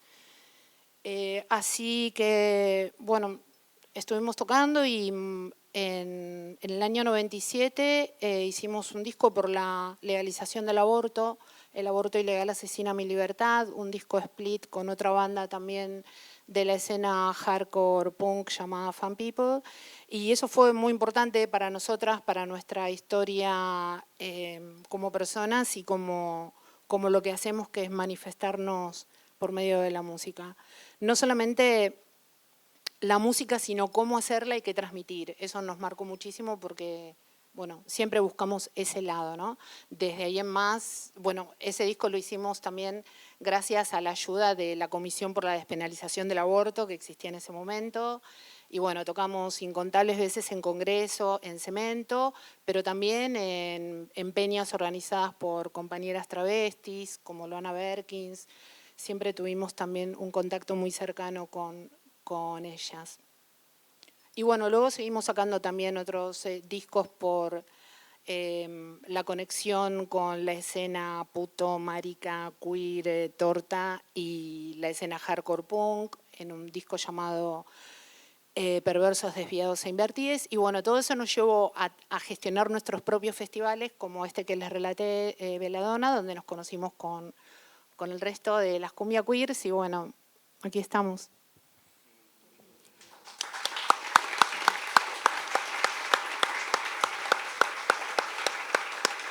Bueno, y aquí estamos hace 13 años, un grupo cooperativo de 6 chicas, ahora somos 5, que así como podemos, a los ponchazos y con todo el amor y toda la ayuda de un montón de gente hermosa que nos va abriendo las puertas y nos va invitando a conocer sus mundos, vamos recorriendo el mundo con nuestra música.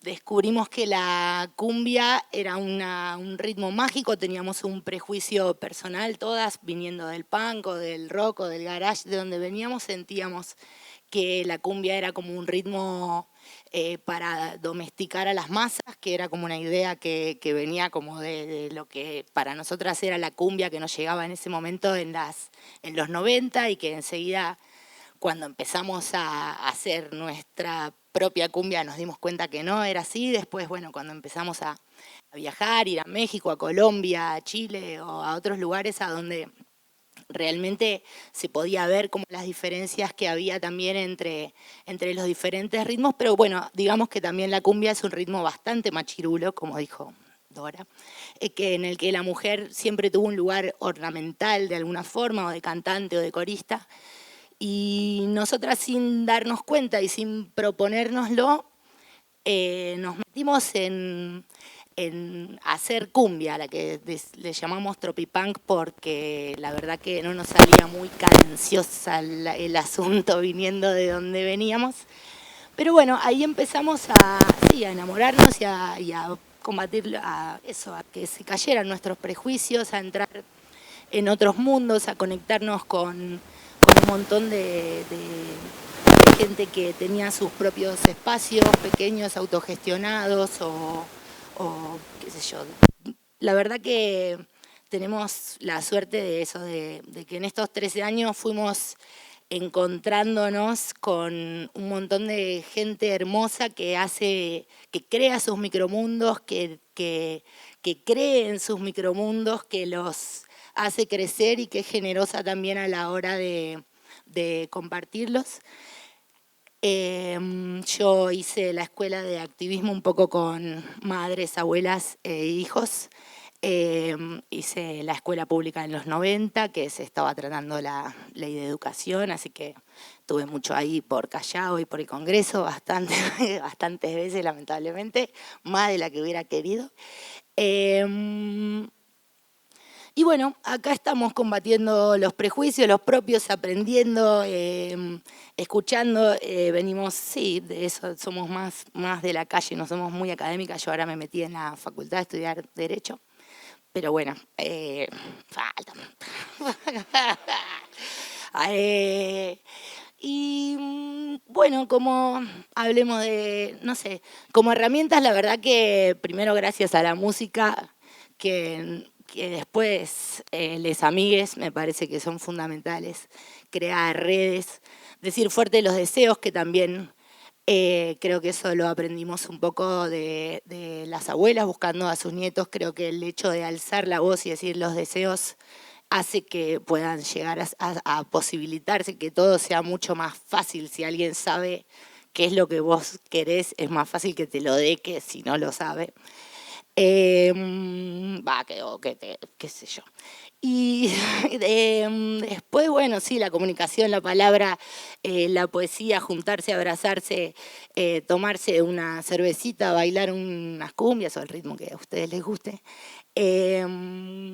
Y un sueño, un mundo antirracista, antisexista, antirrepresivo, antiantropocentrista. No, sí, queremos básicamente justicia, más posibilidades, las mismas posibilidades para todos, incluyendo también no solamente los seres humanos, sino las otras vidas con quienes cohabitamos el planeta, y de eso aprendemos también un montón de todos los pedidos que están haciendo pueblos originarios. Y bueno, hay una cantidad de luchas que ya fueron mencionadas, estaría buenísimo mencionarlas a todas, pero bueno, no sé, es medio complejo ahora, pero sí que esas nuestras herramientas para intentar acercarnos a eso, la música, la autogestión, la autoproducción, el cariño y todo lo que dijo Juana recién, son las cosas que tratamos de practicar, porque también creemos que es eso, ¿no? Ponerlas, como alguien ya dijo anteriormente, ponerlas en práctica en el entorno en que te mueves. Si no son solo slogans o consignas, pero tratar de practicarlas a diario es como una de las mejores herramientas y formas.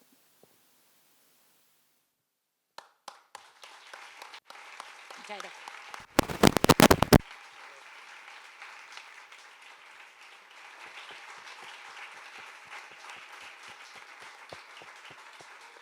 Y bueno, vamos preparando la trama, encontrándonos también, compartiendo un poco, este es el espíritu de Épica.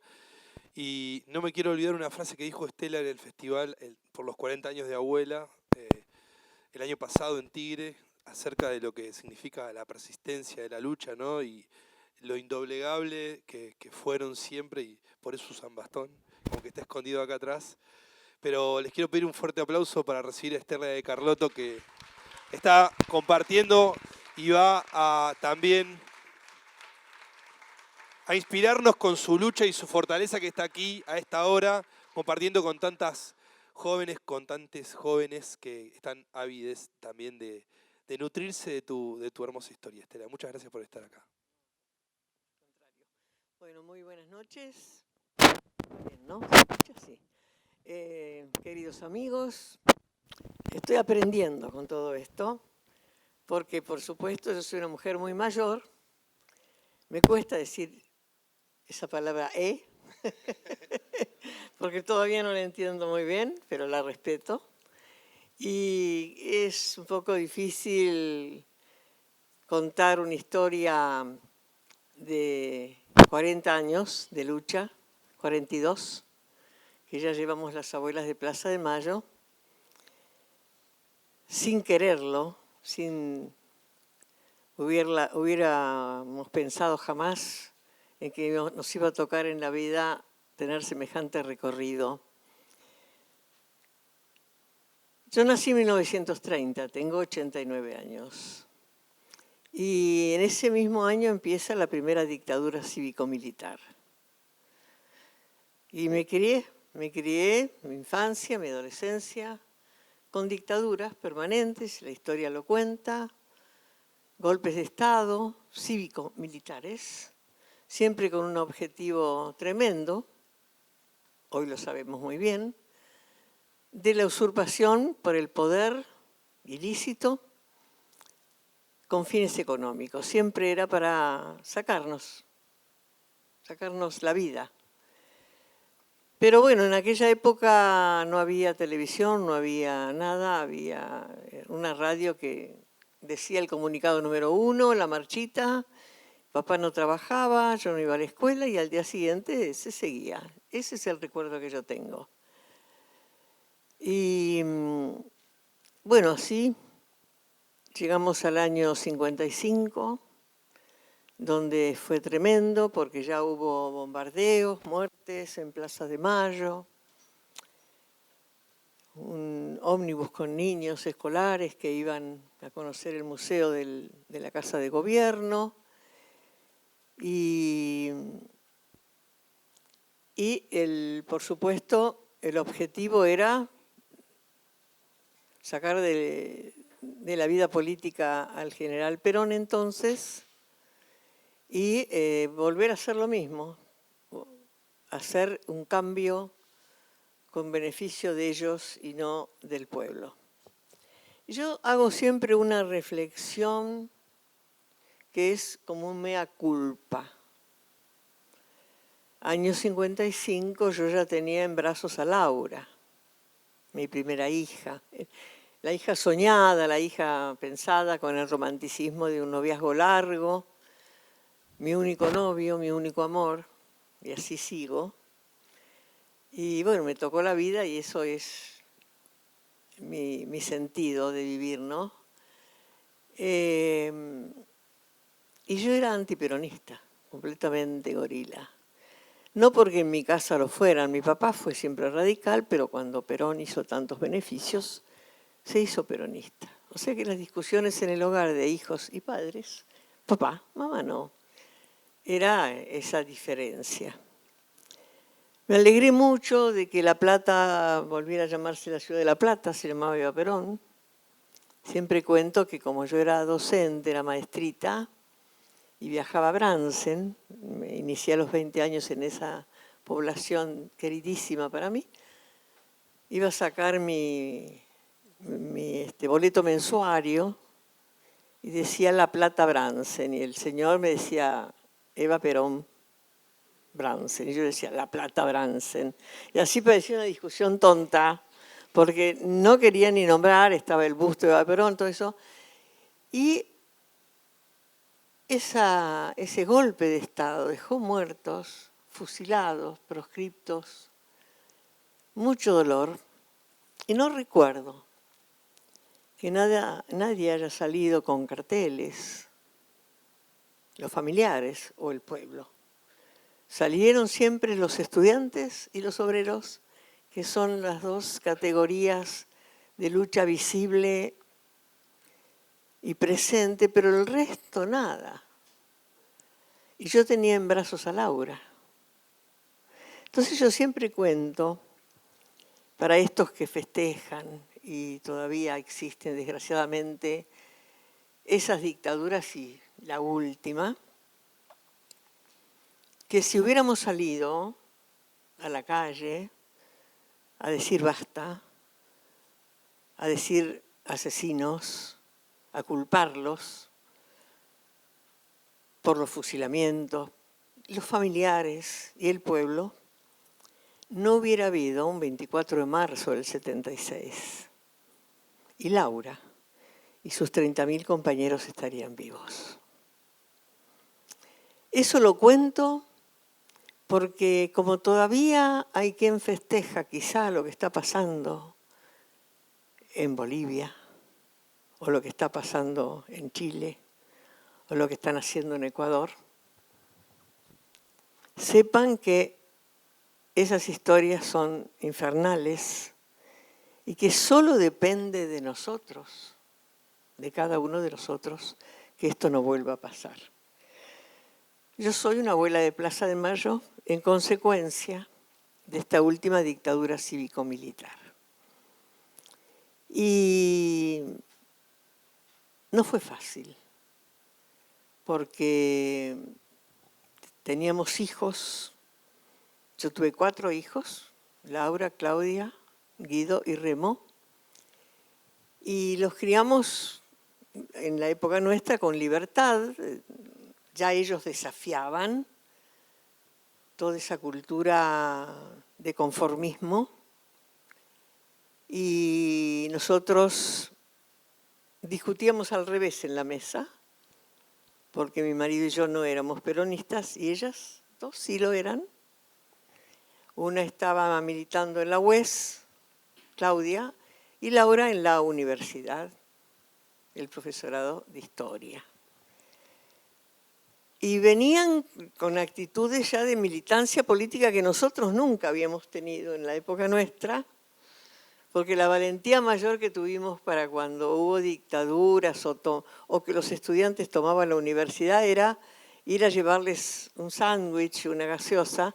Venía la policía, entonces con caballos y garrotes, y les tirábamos bolitas a las patas de los caballos.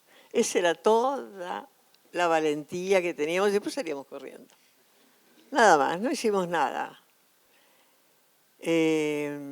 Nuestros hijos ya tenían un proyecto muy claro, muy fuerte, y nosotros pensábamos, y les decíamos, yo sobre todo, mi marido era más hijo de padres partisanos, tíos partisanos en Italia, tenía un concepto mucho más. Yo era un idiota útil, fui un idiota útil.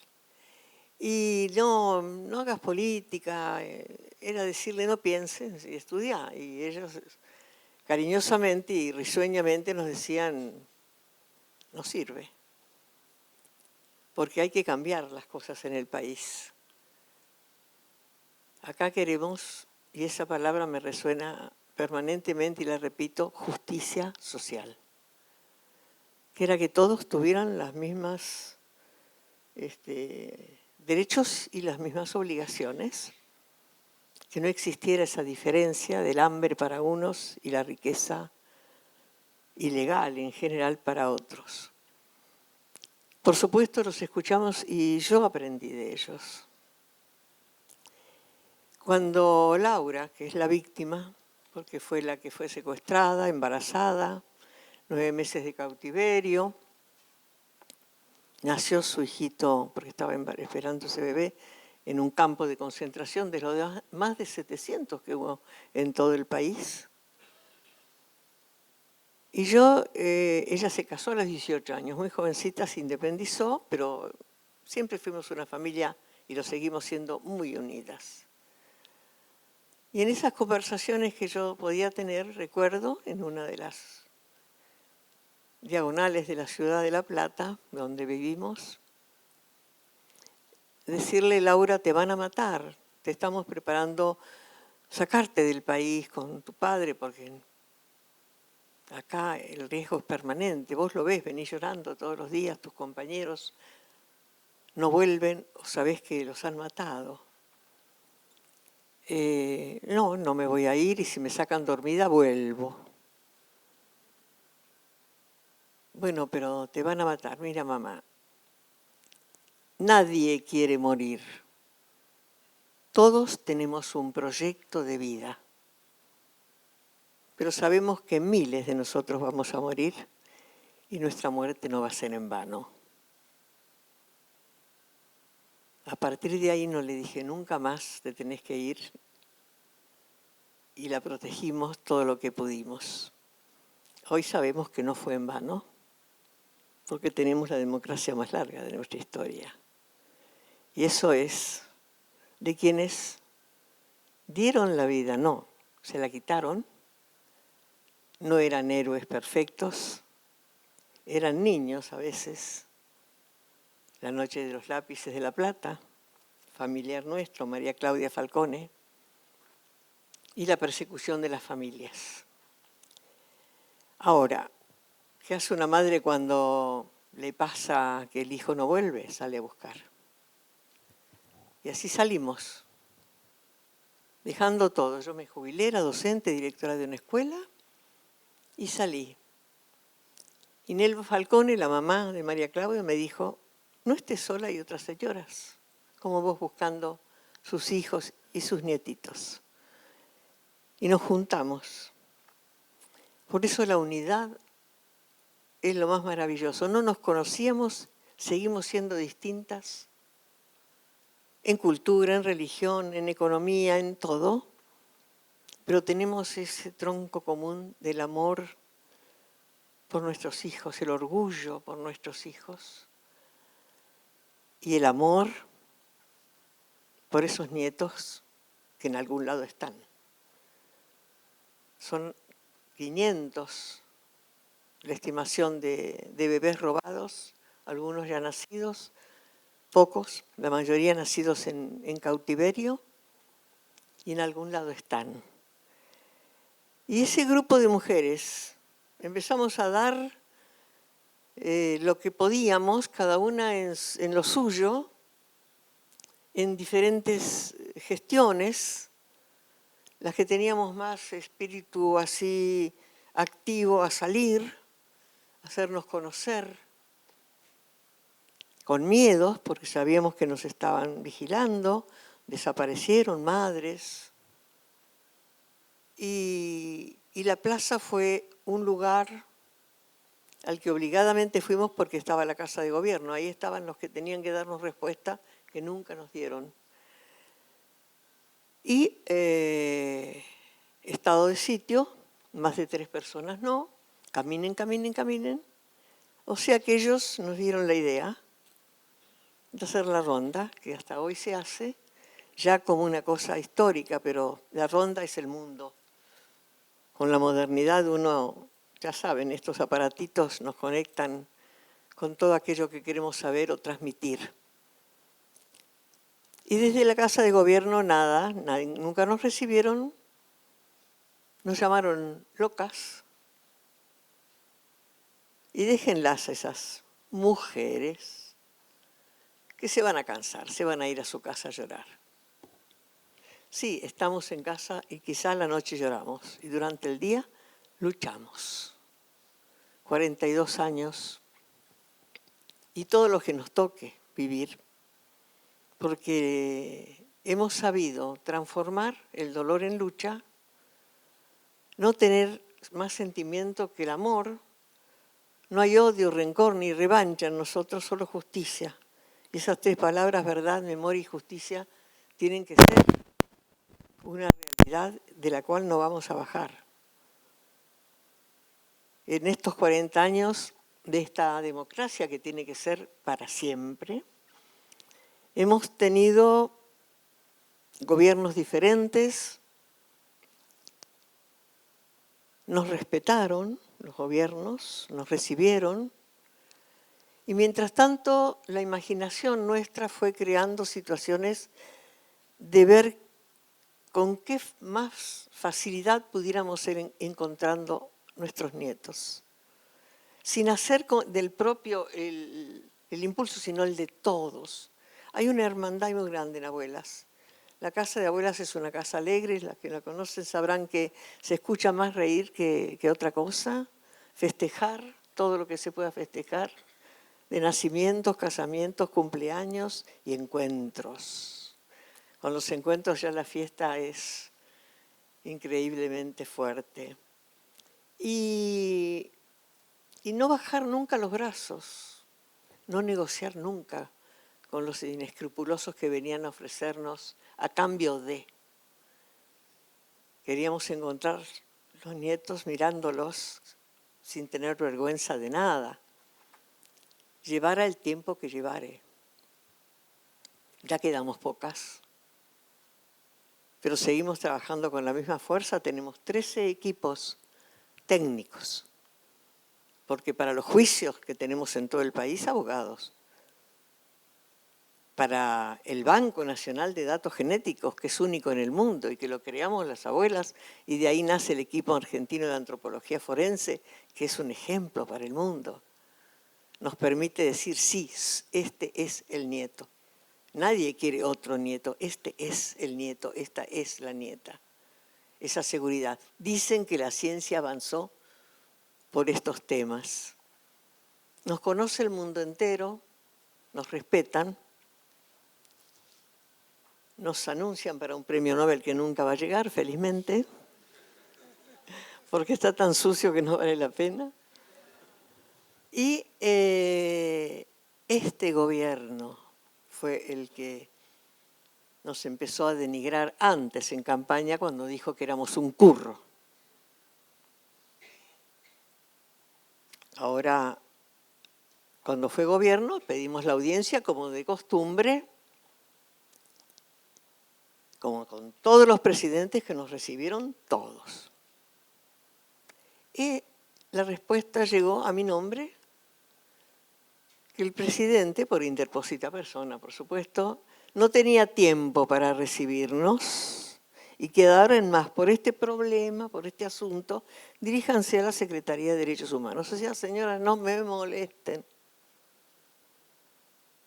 Después su gente denigró diciendo, no son 30.000, son mentirosas. Los nietos no son nietos, los sacan quién sabe dónde en oportunidades diversas.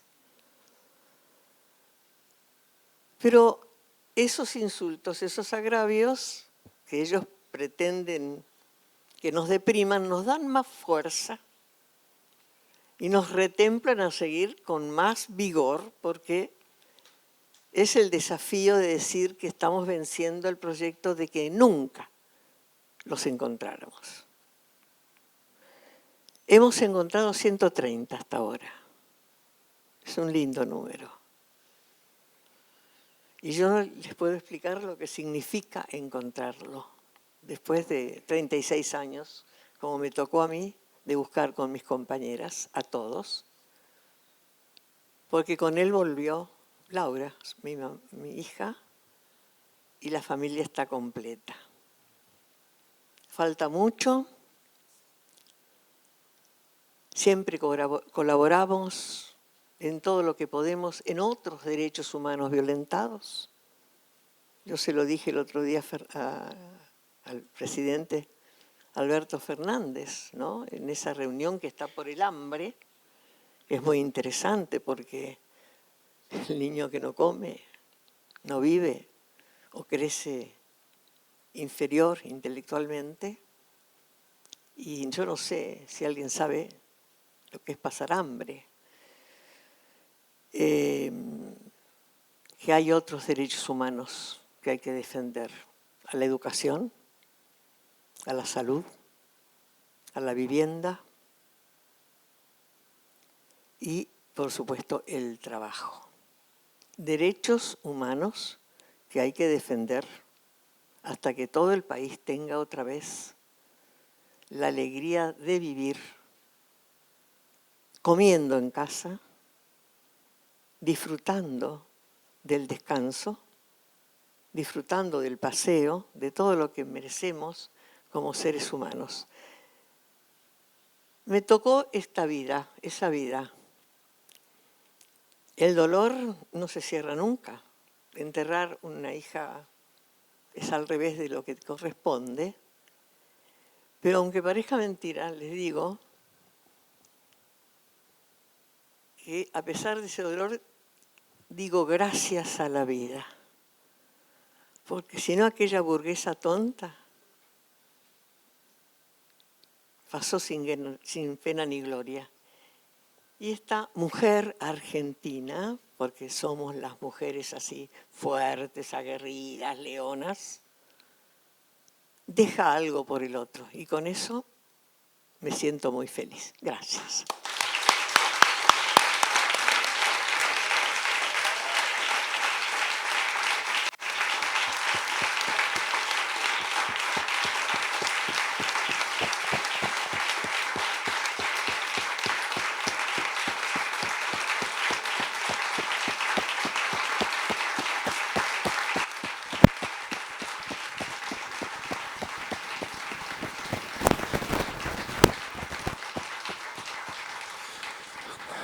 Bueno, así concluye con esta hermosa reflexión de historia de vida, con esta inspiración, cómo darnos el lujo de no luchar para cambiarlo todo, Estela, después de escucharte. Me resta solamente agradecerles enormemente a todos, a todos quienes han formado parte de esta épica de noviembre y bueno, hemos dado un paso más para generar también espacios de intercambio, de difusión de estas historias que para muchas generaciones aún no llegan. Y les agradecemos también a ustedes que están aquí presentes y les esperamos el 3 de diciembre para hacer el cierre de este año de Épica Escuela de Activistas. Lucha y baile para todas y todos. Nos vemos.